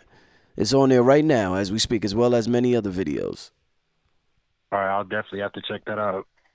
Yeah, man. Well, I appreciate you calling in, brother. Yeah, keep up the good work, Rich. All right, thank you, brother. Peace. All right, family. Once again, I'm going to take a few more calls. I see Red Pill in the chat room, man. Shout out to Red Pill. Red Pill, man, call in, man. You hotter in the chat room, Red Pill, man. Call in, man. I was supposed to go to Harlem today, y'all, to see Red Pill, but I didn't get a chance to make it to Harlem. I stayed in Brooklyn. I was born in Brooklyn, y'all. I was born in Harlem. I lived in Harlem my whole life, but I moved to Brooklyn a couple of years, like about a year and a half ago. So I just been living this Brooklyn life. A lot of culture in Brooklyn. I'm loving it right now where I'm at in Brooklyn. A lot of culture, a lot of cultural events happening in Brooklyn. So shout out to the borough of Brooklyn.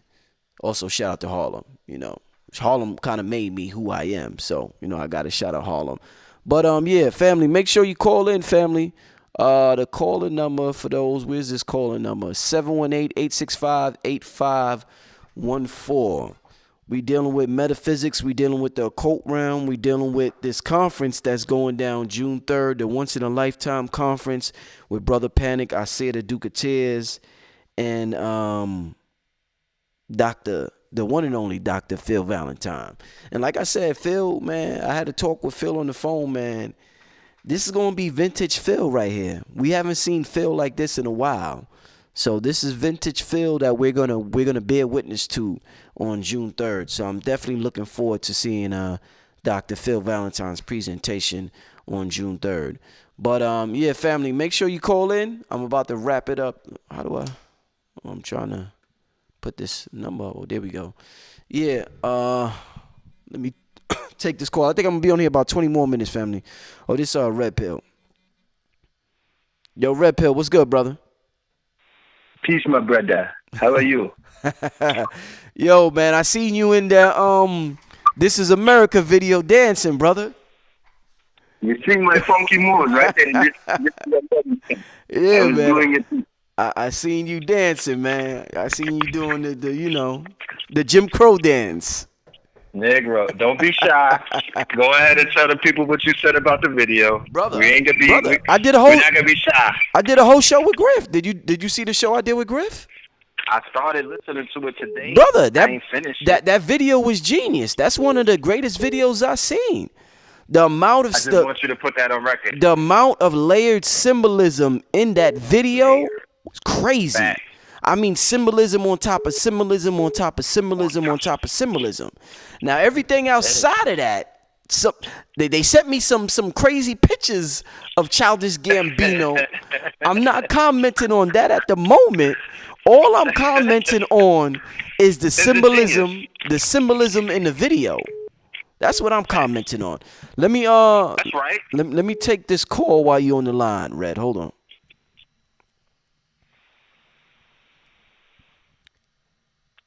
Peace, family. Welcome to the show. Please tell me you coming out June 3rd to the lecture. Yeah, what's up? All right, family. You coming out? What's up? You coming out? Yeah. Hold on. Let me get this straight. Let me get this. Hold on. Let me get this right. Brother, you got to be ready when you call in. I'm on. Am I live? Yeah. Yes, sir. No. Look, I'm actually in New York. I'm in the Bronx. So. All right. Yeah. All right. So look. Yeah.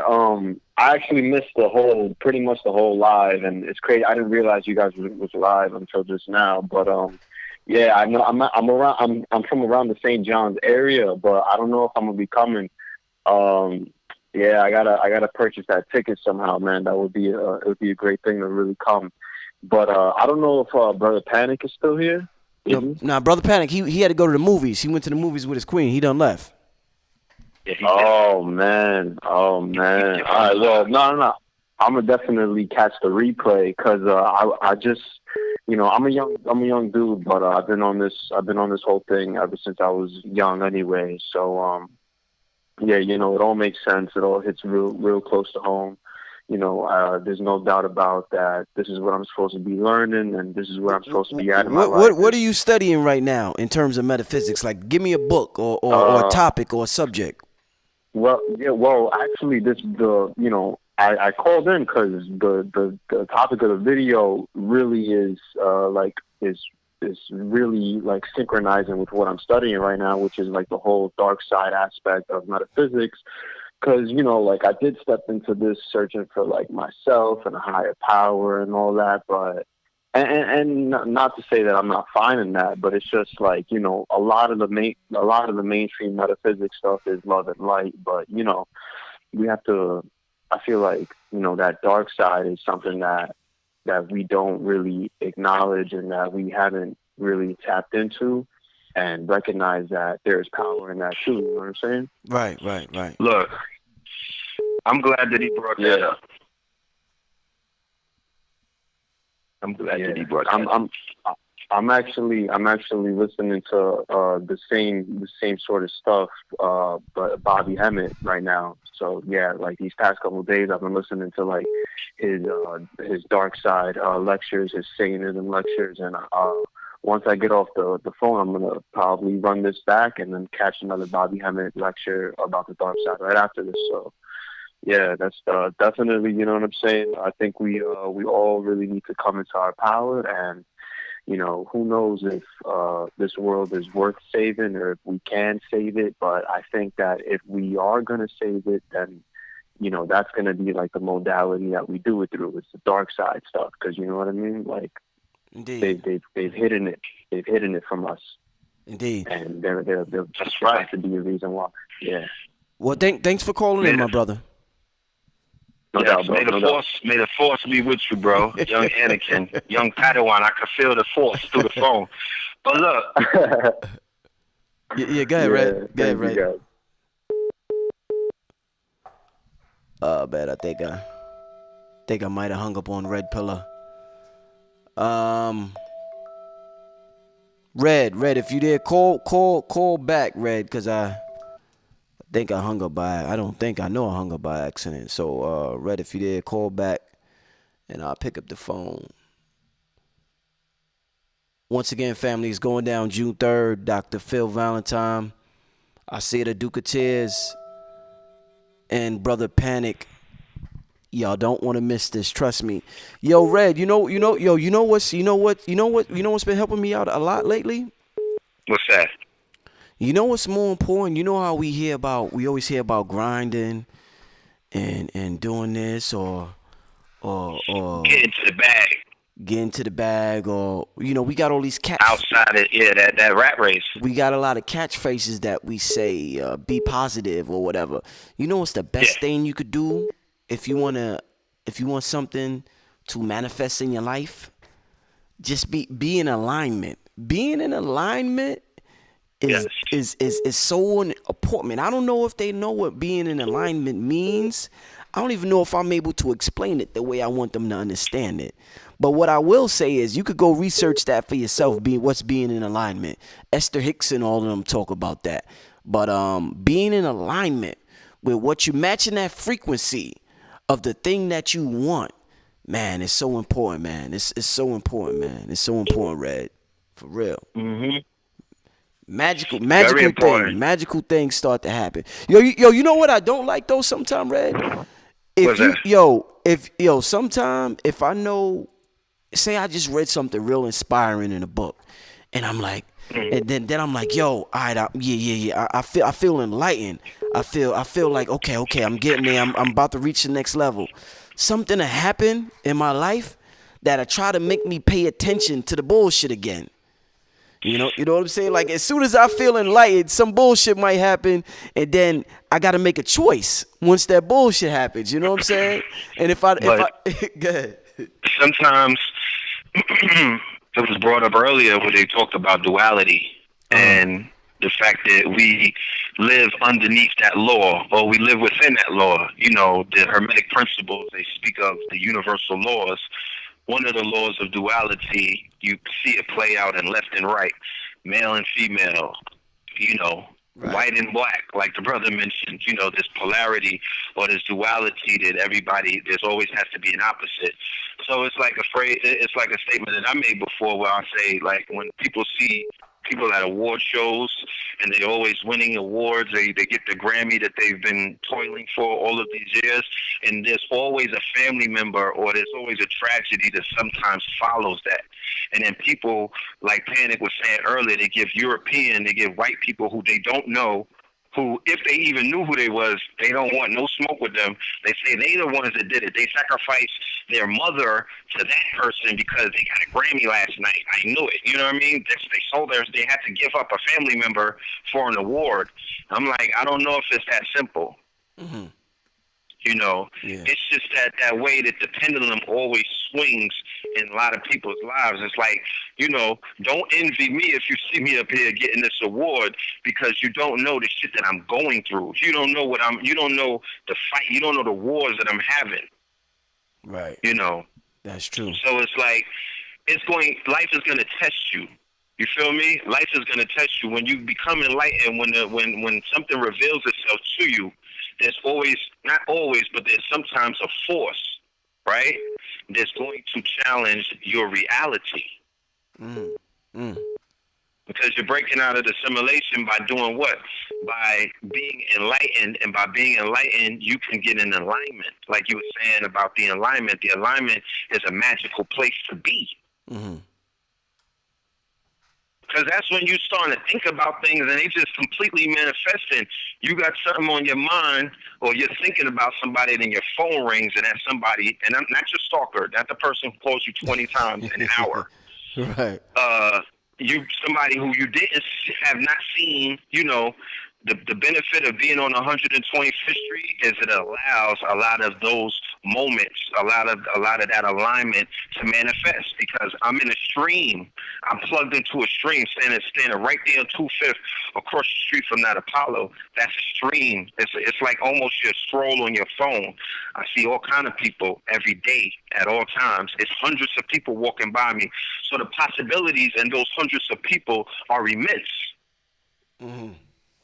So as an entrepreneur, as a business, I know if I have an item and I'm out there in the stream of people, and I know that making $10 or $20 or $30 or $100 an hour, you could do the math, you know what I mean? And you could justify saying, I can work for myself and just plug into the stream. Right. That's facts. Yeah, but I want to say this one thing. I don't want to lose this thought.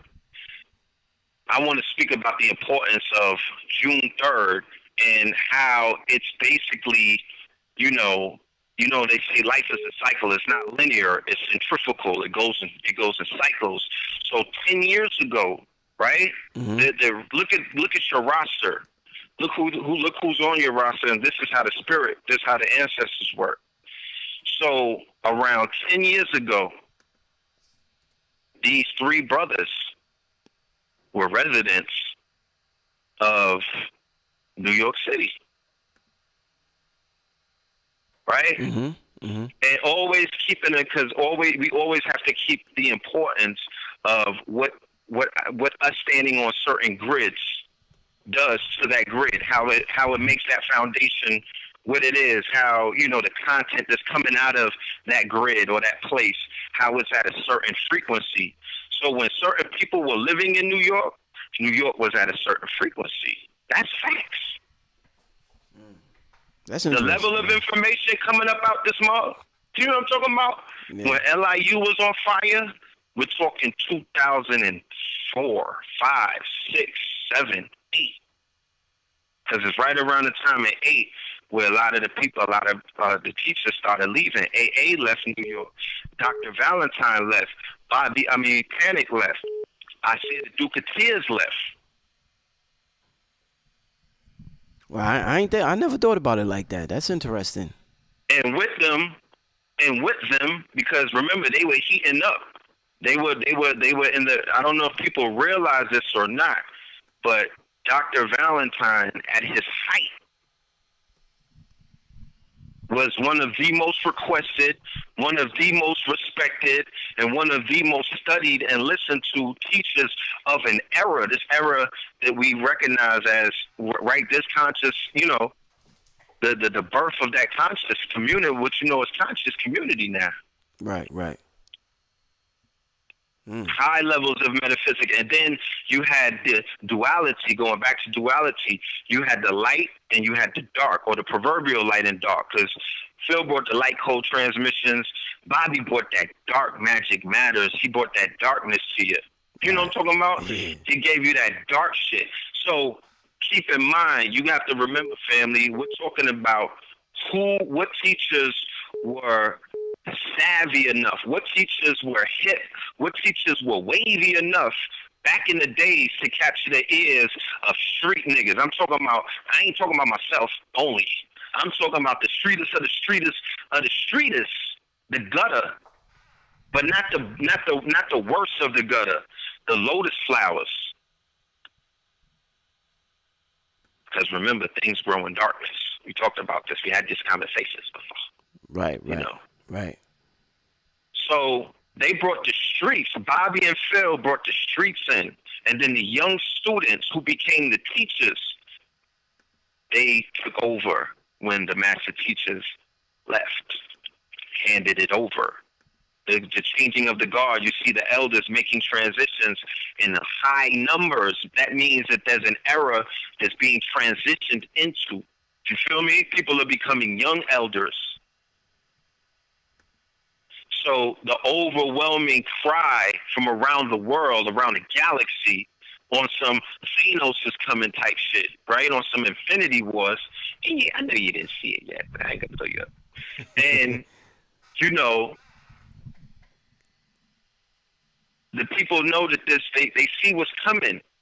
They see the enemy at the gates. And they're like, yo, we need help. Like, the information is coming out. It's not enough. So by bringing these three brothers back into their rightful spot, BK, Brooklyn, that's where a lot of them transmissions took place at LIU. And that's not a borough thing. It's just a different level. It's a different energy that came out of the Brooklyn consciousness. And it was a whole different way of teaching, in my humble opinion. Yeah. Harlem there's a different, and it's more cultural, has a different kind of energy. Metaphysics and occult and some other things, a lot of more science and stuff, that was BK. It's Brooklyn. You know, BK. Yeah, and it's completely gone. It's not even there right now if you think about it. You know what I mean? So, yeah, wow. Them brothers coming back is going to raise the frequencies of the students who have identified themselves as not being in just the conscious community, but identifying to being on the path of enlightenment. You know what I'm saying? Not being on bandwagons and, you know, just playing all kind of peanut gallery games. Not being, you know, at the motherfucking Barclays Center when the WWE is in town to see the SummerSlam. Not that shit, right?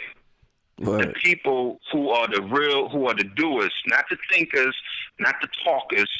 You know what I mean? The doers. So we know the quality of membership that exists, you know what I mean, has been underserved. Nobody's out. They're not being fed. You know what I'm talking about? Like nobody's feeding that deity. So Indeed. we're gonna set the altar up on June 3rd. The altar gets set up. You feel me? And we got to jumpstart this thing. You know, because we're going into 2020, and like the brother said earlier, he wants to take that journey into because what is man know thyself if it's not occultism, which is the hidden. What is the hidden? Nigga, it's you hiding from yourself, your shadow self. It's you. You know what I'm talking about? It's that dark side that only you know. And I don't want to know that, man. Nobody, we don't want to, you know your dark side, and that's what it is. That's the hidden. And the metaphysics is, you already know, that's the study of self as well. So let me take this call real quick, right? Let me take this call. Yeah. Hold on. I don't want to hang up by accident. Peace, family. Welcome to the show. Let me know what's on your mind. I hope you're coming out June 3rd to the event. Panic, what's going on, man? This is Ali Baba Haru. This brother Rich. This ain't Panic. This brother Rich. This is brother Rich. Rich, what's going on? I don't think I'm gonna be in the country then. To be honest with you, I'm thinking I'm gonna be in Barbados. Okay. I just wanted to call, man, let you know I like what you do. I watch you periodically. I try to support you and the brother. I'm originally from Brooklyn. I'm down here in Naples, Florida now, but I see y'all was talking about metaphysics, and it was a young lady that called in earlier. You asked her a question, and I listened to her reply, and it's obvious she didn't know what metaphysics is all about. So, without going, I mean, it's a long discussion, to be honest. So, but to keep things short, metaphysics is dealing with the 7 chakras of the human body and the science of the body. This is the Metatron cube. And if you go into my Chamber Degrees, Napuki Omre Kinetics, I go in further in detail about this. And one other thing I wanted to speak on, as in race, group, collective. This is something that's right in people's face. It's always been in their face, and they haven't realized it. There's a way to galvanize people. You know, people are always talking about, yo, when we gonna do this? When we gonna get this right? Well, there's a way to galvanize people. They've been galvanized this way since the beginning of the earth. And you read all the ancient texts, they always tell you that musicians were looked at as sorcerers. And even to this day, you see how music dictates the behavior of the youth and the old. That is your answer. I put a parable in chat, and I was thinking that some people in here may have knew what I was saying. And what I did was I said, let me read what I wrote. I wrote lay a money symbol. You know what a money symbol is, right? Yeah. I said listen to me now. Lay a money symbol down on the equator. Let Aries guide you until you Capricorn. That's your light and dark energy right there. For people who understand what I'm saying. You got 12 dimensions of that. That's your zodiac. You got 6 up and 6 down. You know, the darkness starts with the Haru from August going into September. That's where the darkness starts. So, like I said, that's Napuki Omre Kinetics for people who serious about learning. I don't charge nothing. I ain't into that. Freedom and liberation is free. I've been doing this for years. I'm 54 years old. I'm not one of these kids. So, like I said, it's free. It's there for you. And for anybody else that want to, read. Also, I can be reached on Instagram at PitchNova9. When you reach me on Instagram, Red, you hear this? See there's some readings there also. I hear you, brother. You definitely wanted to plug yourself with this phone call, brother. So No, yeah, I'm not plugging. shout outs to what you do, brother. Rich, Give your Instagram. Give your Rich, Instagram one more time. Let me tell you something. Let me make something clear to you. Yeah. I'm a multi-millionaire, son. I've been Woo. plugged since the 70s. If you think I'm bullshitting, go to my profiles and you'll see this. About this shit my whole life. There you I go, don't know brother. what you talking about, some plug. There you go, brother. All right, give your Instagram one more time for the people, brother. That's Nakuki Onre Kinetics. My name is Ali Baba Haru. I can also be found on Instagram at Pitch Nova 9. Okay, brother. Enjoy your night, brother. Thanks for calling in. And like I say, no charge. Everything's free with me. Yes, sir. There you go, brother. All right, peace. Peace.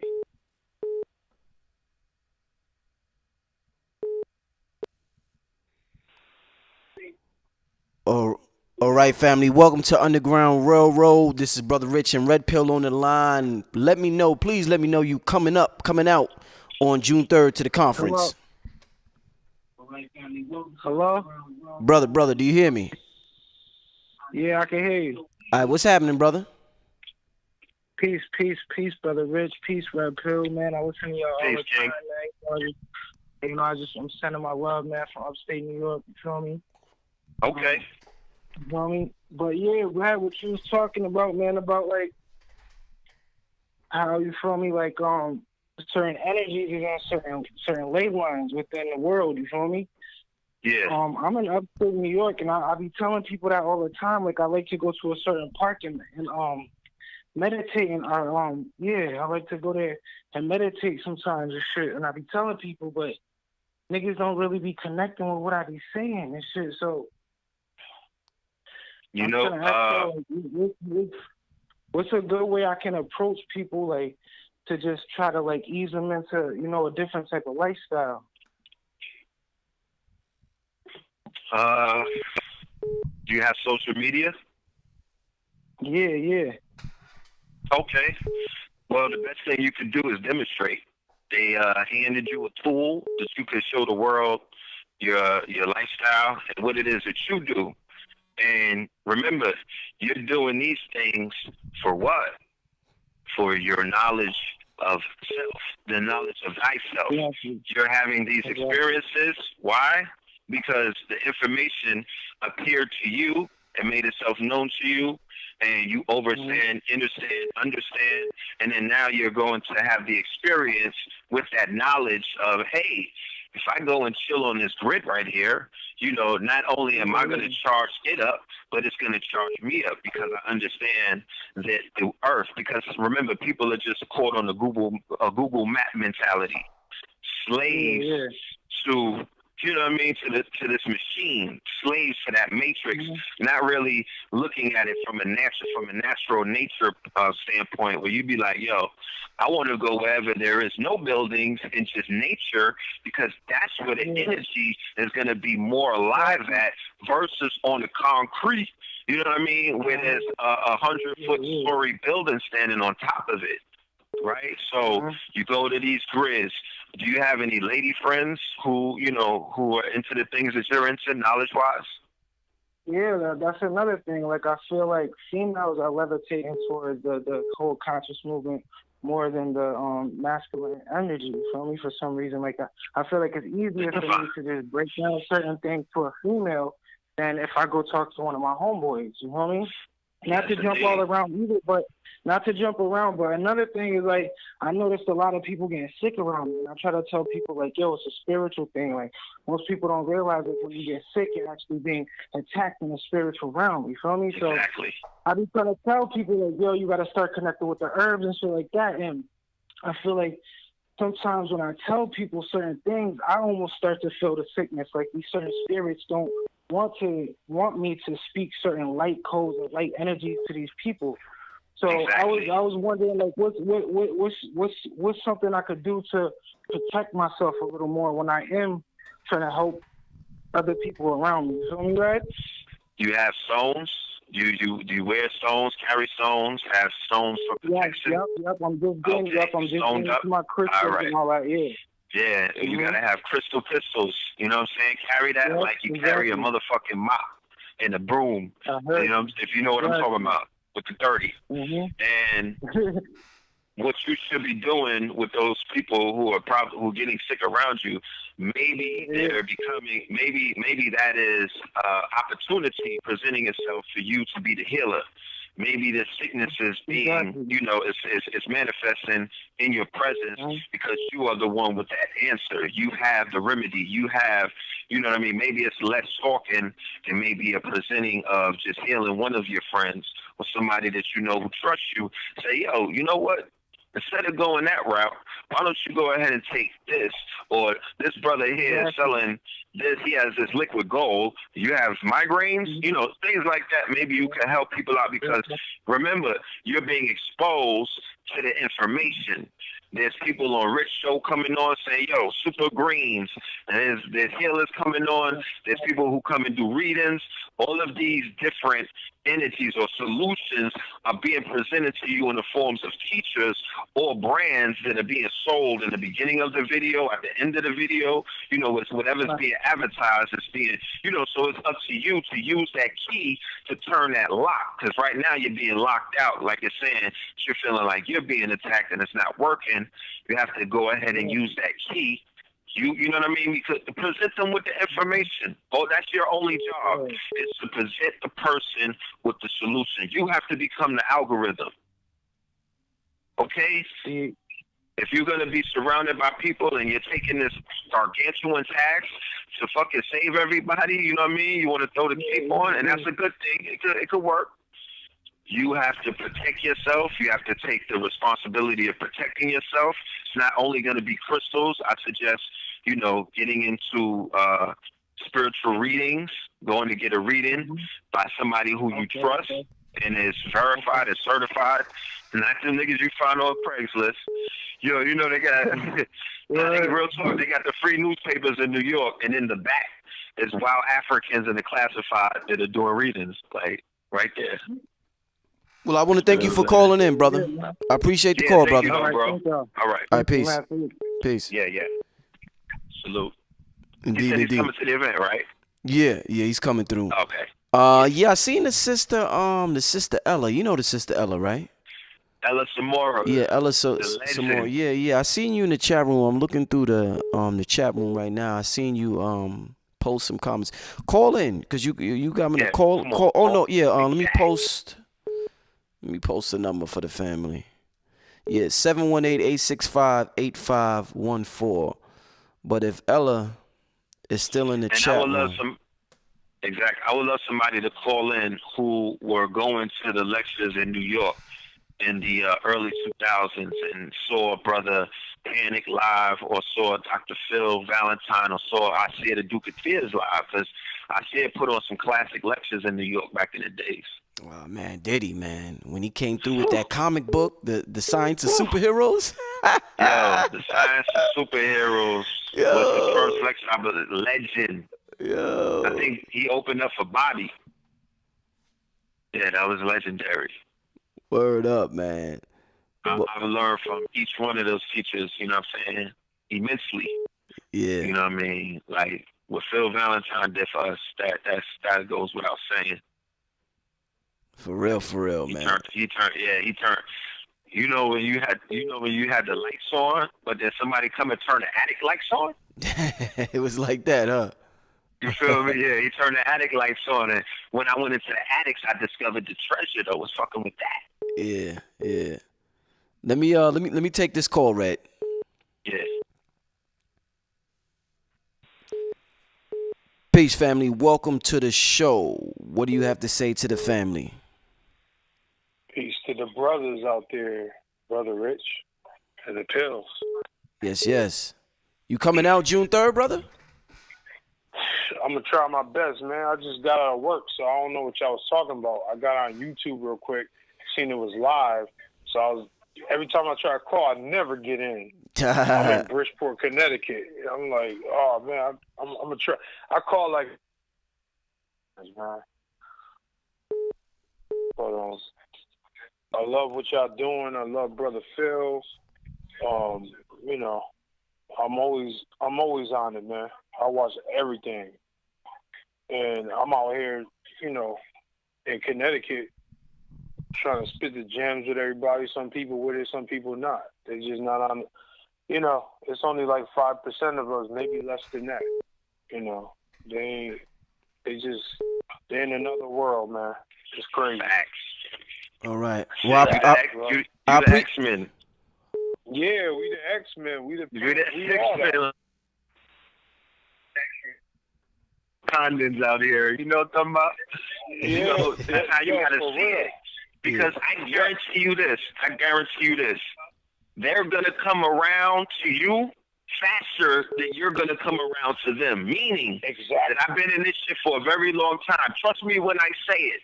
The same people that you hollering at right now, like, yo, let me tell you how your melanin is popping.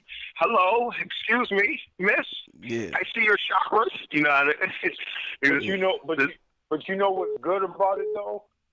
I got my mother listening. You know, they older. They in their 50s. My grandmother, she in her 70s. Dope. You know, those different generations, they stuck in their ways, but they're listening now. It took them to go to church, and the pastors is even on this stuff. So now all of a sudden, everything I was telling them years ago, they're like, oh, even my pastor put me on the X, Y, and Z. Well, it took their time. I was mad at first, but now I was like, you know what? As long as they got the message. You know what I'm saying? Right. So plant the seeds and life will water it. There it is. Yo, even my daughters, you know, they're younger. They on that new stuff or what, you know. I'm into that old hip hop, but even them youngsters, they listening. Not all of them, but some of them. But we getting there, man. You know what I'm saying? I respect everything y'all do. Like I said, I don't know what the topic was about because it's all good. It's all good. I but appreciate I love y'all brothers, man. I appreciate you calling. I appreciate you calling in, my brother. Yeah, no doubt, man. All right, peace. Peace. All right. Now, Red. We got the sister Ella. You there? I had the sister Ella on hold. Yes, beloved, I'm here. How you guys? Beloved. What's happening, sis? How y'all brothers doing tonight? I'm just sipping my tea. You're doing better now. Say that again. Oh, let me turn. I said we're doing better now. Yes. Yeah, I'm definitely going to be in the building. You know, Phil Valentine, Brother Panic. Brother Panic was one of my, before Bobby Hemmett, Brother Panic, you know what I mean, was one of my metaphysical teachers as well. So I didn't catch, I wasn't there for October, so I'm definitely going to come. Asir Dukateers, he's been on the map forever. If you guys are not up on him, y'all got to get up on him. He's a real good and educated brother. So, yeah, I'm excited about that, that lineup. You got a very good lineup coming in. So, yes, I'm definitely, looking forward to this good event. Yeah. What do you think is the most important thing that the sisters should be studying right now? Is there anything in particular you think, black women should be into right now or studying right now to understand who they are? You know what? I think that a lot of our sisters need to focus on their womb. On their what? Like on their womb, on their uterus, on the reproductive system. Because a lot of emotional and psychological issues that from experience from my clients. I find that a lot of depression and sadness and stress are coming from the relationships that we have been dealing with. You understand, from different men that are not loving us, that are not caring for us, or it just didn't work out. So as a result of studying your womb and just cleansing and releasing and healing, I feel like that will, in a sense,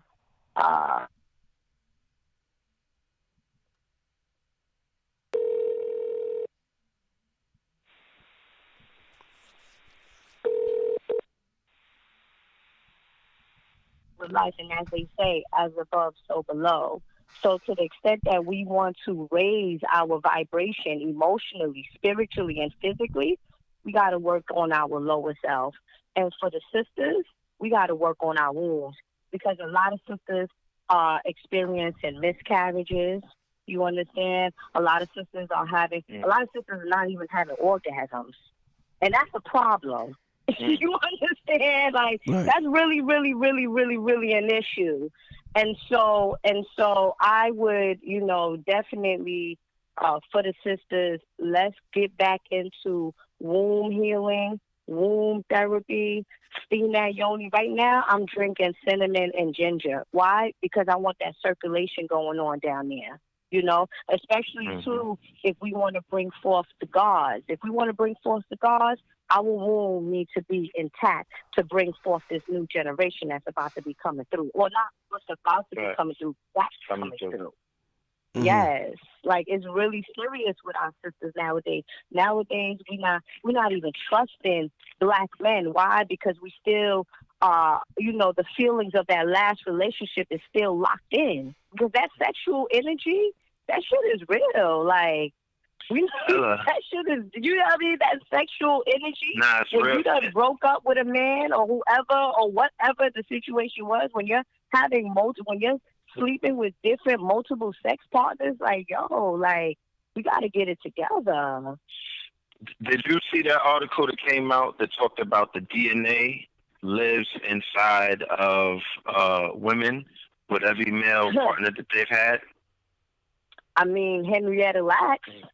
You get what I'm saying? Henry, they still doing stem cells from the sister. Exactly, How long ago was that? That Over was like, what, 50 years, 50 I believe, years? right? Yeah, over 50 years ago. There's an article that I got in front of me. Can I read it? Because it can explain. Okay. So this just came out the other day. It said, women retain and carry living DNA from every man with whom they've made love with. Women retain and carry living DNA from every man with whom they had sexual intercourse, according to a new study by the University of Seattle and the Fred Hutchinson Cancer Research Center. Now, I haven't done research on those two institutions, but I will. The study, which discovered the startling information by accident, was originally trying to determine if women who have been pregnant with a son might be more predisposed to a certain neurological diseases that occur more frequently in males. But as the scientists picked apart the female brain, the study began to veer wildly off course. As it turns out, the female brain is even more mysterious than we previously thought. The study found that female brains often harbor male microchimerism, or in other words, the presence of male DNA that originated from another individual and are genetically distinct from the cells that make up the rest of the woman. According to the study, 63% of the females tested harbored male micro, and I'm pronouncing this wrong, so forgive me, I'm going to spell it out.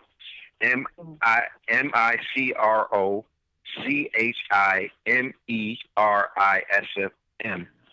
So it's microchimerism in the brain. Males were present in multiple brain regions. So 63% of women carry male DNA cells that live in their brains. Damn. Yeah, well, hold on. If I, I'm sorry. Nah, go ahead. I'm sorry. No, I mean that's the mental side of us, right? So you have the subconscious and then you have the conscious. That's what I would, just reading and listening to. I'd be like, oh, okay, so they're speaking about the conscious side of us versus the subconscious side of us, because the subconscious side of us is what makes up that female aspect, the image, the spiritualness, and all of that. And then the male side of us, because guys is just all mental and just short thinking and just quick and things like that. That will be the conscious brain versus the subconscious brain. And so, yes, women do have male attributes. You get what I'm saying? So, yeah, I agree with that. But then, too, who are they studying on? Is it Caucasian women or black women, or melanated women, or the Asiatic women? Who's the study? What's the study on? Who? Right. That's another question. Yeah. That is another question. They do state who it was studied on too. They say it in this report. Indeed. Let me ask you, Ella, what do you think about the other day there was a lot of people were outraged and upset about something the sister Issa, what's her name? Issa Rae, is that her name? Red? Yeah, Issa Rae. Yeah, she wrote about, black women dealing with Asian men opposed to dealing with black men. It just seems like every week there's something new in social media that gets black dudes talking about black women or black women talk about black men. It's like, yo, we as a race, like, I don't know, maybe I'm feeding too much into it, but it seems like there's like a gender war between us, man, where it's like we're just not getting along right now as a collective. Let me tell you something. Yeah, Mhm. yeah. So, you was about to say something else. No. Well, you pretty much know where I was going with it. I want to, get Yeah. you. Yeah. I'm gonna put it like this, right? Whoever's down with that shit is down with that shit. If you want to separate yourself from the black man, go ahead and separate yourself from the black man. You ain't worthy of the black man if that's what you want to do. Okay. Right. Those who is conscious and those who is elevated and those who know their mate and those who know that the black man is your match doesn't even that's what it is. Okay, well, that's what it's gonna be. You get what I'm saying? So you see a lot of celebrities, like Eve and stuff like that, like Janet Jackson, like Serena Williams, like they going with these opposite race, or they going with these Caucasian men, and it's only really for the money. Because spiritually, they're not our match at all. They will drain you, use you, and manipulate you.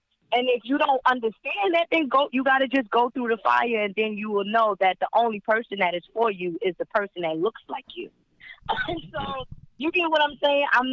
Me personally, I never was interested in any other men but black men. You understand? So that right there, regarding to gender wars, and I think that's just a distraction, because a lot of us are rocking our natural hair. A lot of brothers are praising and coming back into respecting the black woman. You get what I'm saying? So it's like, oh shit, you get what I'm saying? Like, they getting it together a little bit. Let's separate them. I didn't even know about that because I don't even pay attention to stuff like that, but that's what that sounds like to me. That sounds like the media understands that melanated people are sticking together, and so we need to create a division between the two. And whoever's going to fall for that division, then you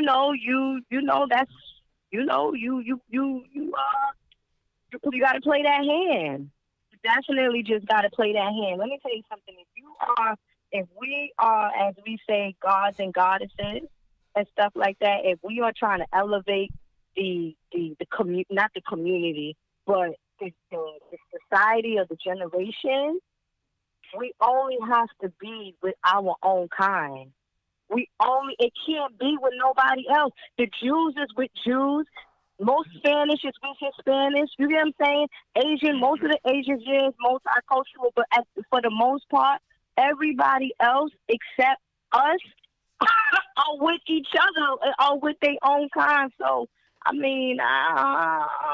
don't know about that. People got to get their spirit up. We sisters got to get their spirit up. That's not happening. Every time one of my friends talk about, I'm gonna get with a white man, I'm like, you crazy ass fucking all out. You crazy as hell. Like, hey, go ahead. He gonna use you, manipulate you, and abuse you. All they want is the figure. You get what I'm saying? All they want to do is run their hands through your motherfucking hair, okay, and see what that kink be like. All right, let's not like be sleepy on that one. No. Let the family know about your services, Ella, because you do something wonderful for the community. Oh, yes. Well, right now I'm getting myself together because I do the online classes, as many people know, right? I do the Cosmic Connection online classes every month. So with the online classes, I teach you about health and nutrition and how to, become spiritual, how to open up your pineal gland through foods and things of that nature. How to read your own natal chart. So I got the online classes going through every month. That's a dope lineup. And then too, I rename myself. I am a spiritual life coach, right? So I provide spiritual consultations to people. I am a medium, so I do channel. And when you mentioned Esther Hicks, I always listen to Esther Hicks. She's actually a Pisces like me. So I always listen to Esther Hicks, and it's all about alignment. You understand? It's all about manifestation, because where we at right now, like Dr. Blair used to say, it's like we going from kindergarten to 8th grade. Right now, we're probably in like the 5th or 6th dimension. So anything that we're thinking of is going to happen like immediately. So I'm helping people to understand their powers. I'm helping people to understand, listen, get rid of the fucking fear. Like, the fear is what is causing you not to be a god. And it's very simple. Like, it's simple for me because I have a very good grip on it. But this is, for the most part, I am definitely helping a lot of people to elevate the God in them, So you can always book a reading with me. Oh, I have a YouTube channel as well, right? Ellis Maury. And my Facebook, you can contact me on Facebook, Ellis Maury. My Instagram is Nutritional Healing. So yeah, for the most part, I'm one that is helping and guiding people to, be their true potential. Be at their true potential. That's right. Yes. So I thank you. I thank you for telling me to call in, because I was just on the queue. I was just in the chat like, what's going on here? I heard Brother Panic. I love him so much. Yeah. We always got to hear from you.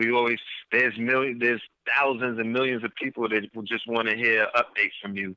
You feel me? Because you've been on the show before, so they, yes, they know that you out here cooking. Thank you. But I'm very proud of you. You already, you already know. We go way back, like ODB and Mariah. ODB and Mariah. Absolutely, yes. And thank you, Red, because people tell me that you, in the past, you have recommended me, to get a reading, and your brother too, Blue Pill. So I really appreciate it. Like, that means a lot, that means a lot when people recommend me, because it's like, oh, all right, that's what's up. They, you know what I'm saying? Like, they know I'm working. Spread so love I the really Brooklyn appreciate way. it. You already know what it is.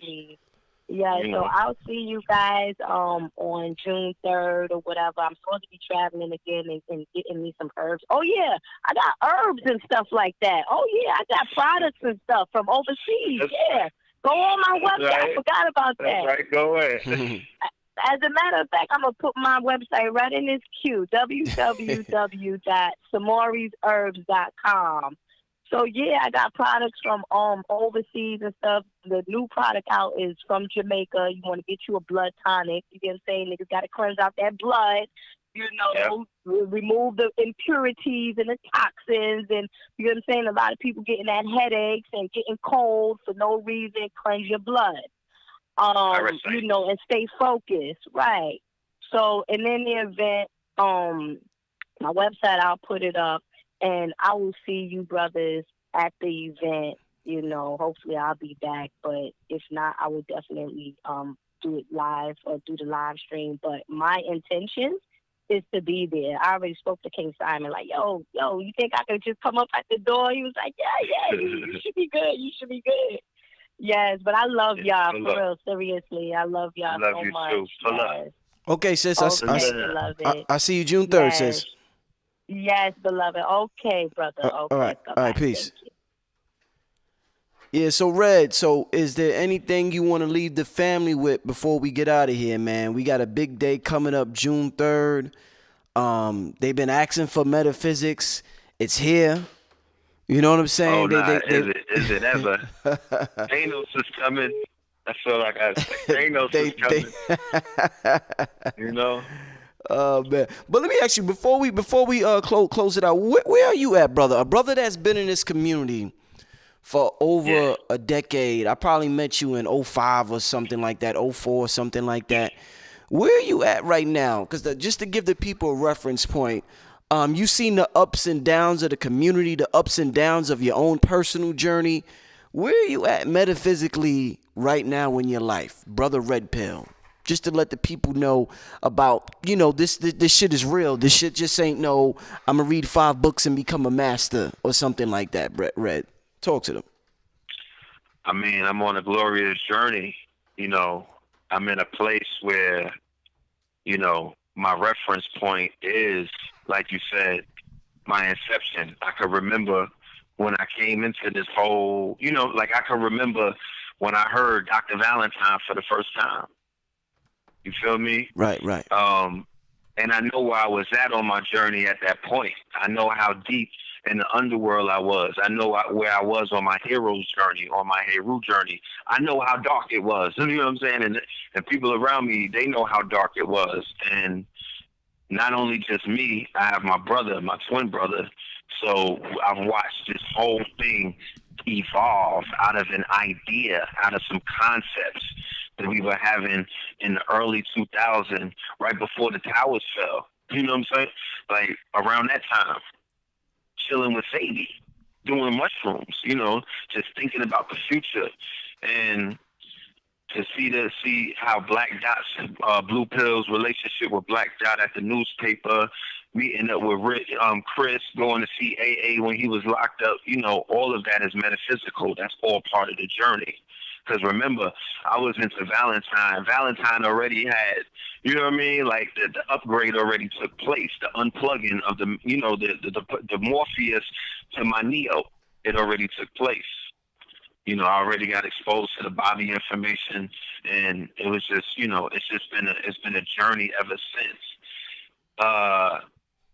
A very uphill journey, almost like climbing up the Himalaya mountains with no hooks or anything, just with your claws. You know what I'm saying? Because people don't know the kind of sacrifice that it took to get where I'm at today. Right. And that's for nobody to know. Only I would know, and only, you know what I mean, and only my brother would know what his journey was, but it's up to us to express it. That's why doing the art, putting out the music, being able to just speak about that journey, that in it of itself is a victory. You know what I'm saying? So having a double album in the year of 2018 where me and my brother was able to release a project, you know what I mean? Talking, just expressing ourselves artistically to the world, but on a whole nother level, on a whole nother scale. You know what I'm saying? And to be very relevant around the world on a global scale, people, you know what I mean, talking about they look at you in a whole nother way.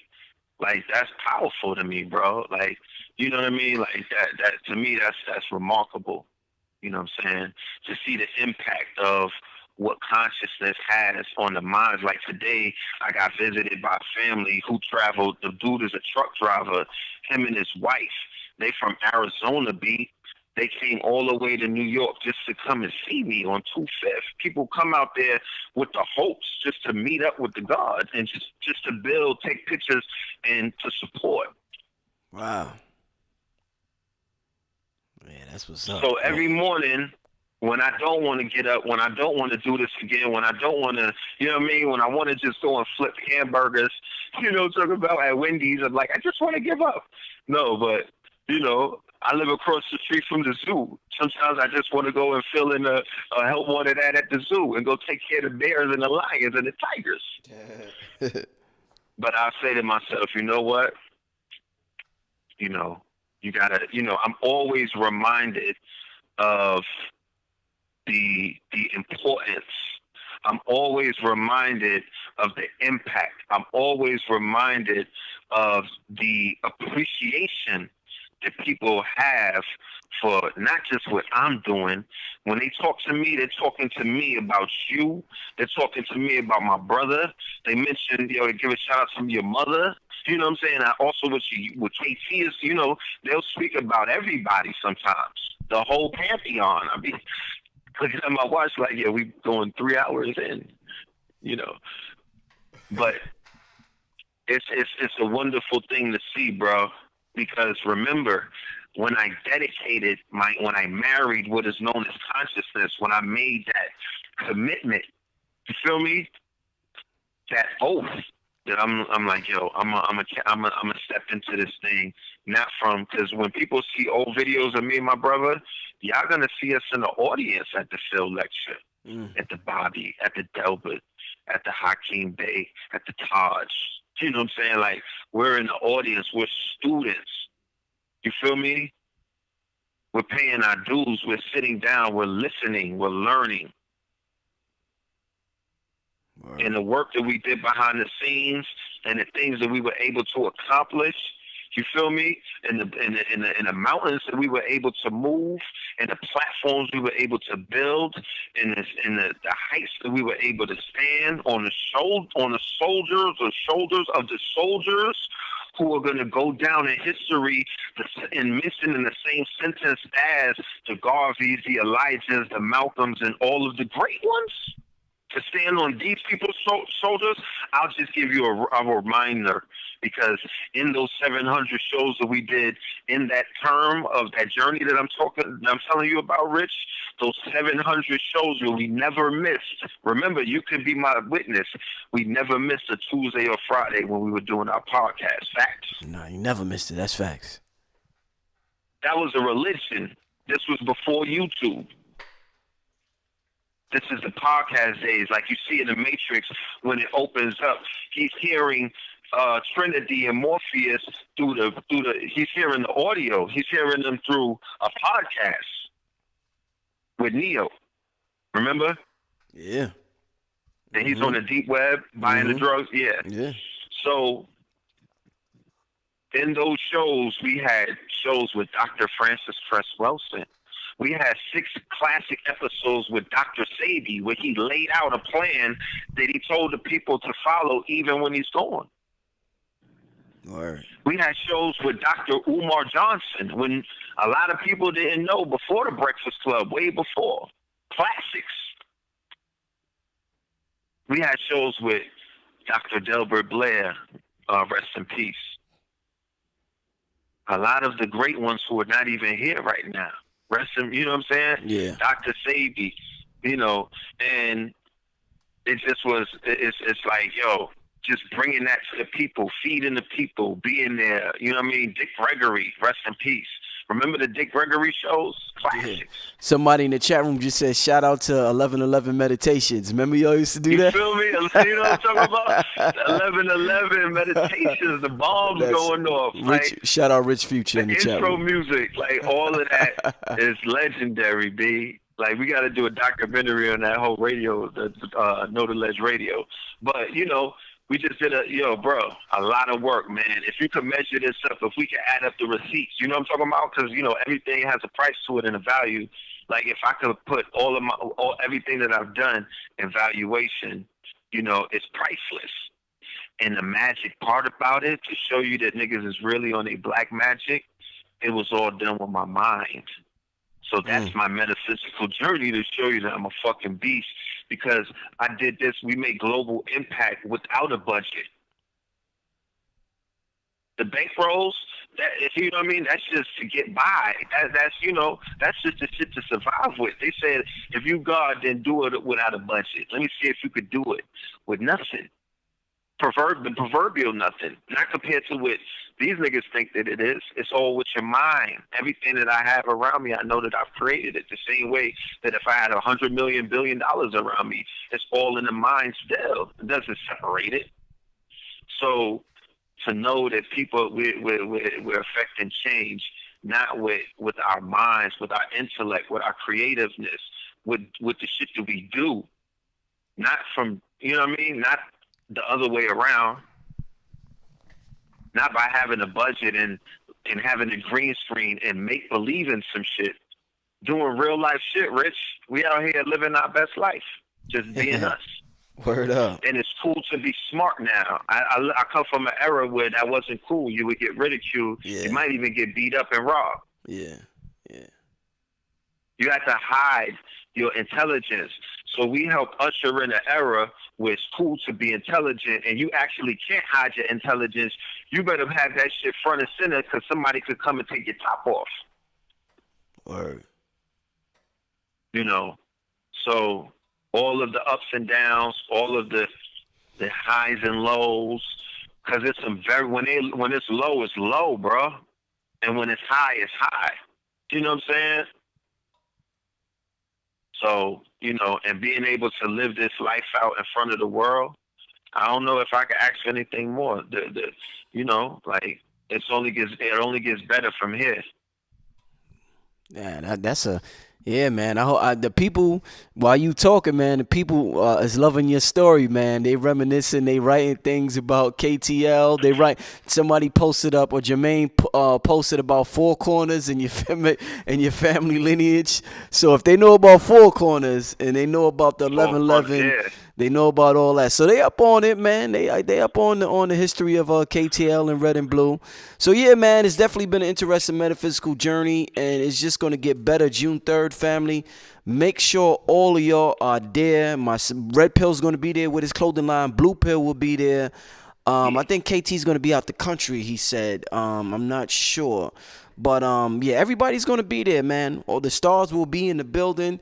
Make sure you're there. If you can't make it, at least get the live stream. You go to usalivestream.com/metaphysicalmasters. I'll see the Duke of Tears on the program probably in a couple of days. Yeah, a couple of days or by next week. But stay tuned for that. It's going to be I want to thank Ella. I see she's still in the chat room. Hit up the sister Ella, saymarieherbs.com. But I want to thank everybody for tuning in and watching the program. Thanks for Timothy Snipes for just donating $2. Appreciate that. That's right. If I got $1 from everybody that watches me, I'll be a rich man. So I can't complain about $2. To open all your videos with that. You know what I'm saying? But yeah, thanks for get that. Yeah, family, get that Twin album. Go and get that double album, 23 songs. You can stream it live. twinthealbum.com. We'll have it all on the streaming services very soon. Or go to twinthealbum.com. That's that Cambada executively produced Twin the Album, Red and Blue Pill. Check that out. All right. Go check out that Holy Ghost. Indeed. Check out that the Ghost video. I mean, not Ghost, the Goat video is coming soon, man. The people going crazy about the Goat, man. I put the Goat on the beginning. Goat is retardo. Yeah, they going crazy. They going crazy for the Goat is crazy. So shout out to Cambada. Yeah, we gonna release the video for Goat. That should be out within a month or something like that. Hopefully it's out the day of the lecture. Who knows? But stay on the lookout for that, as well as many other musical projects coming up in the future. But on that note, we signing out, family. Brother Rich, Brother Red Pill. Peace.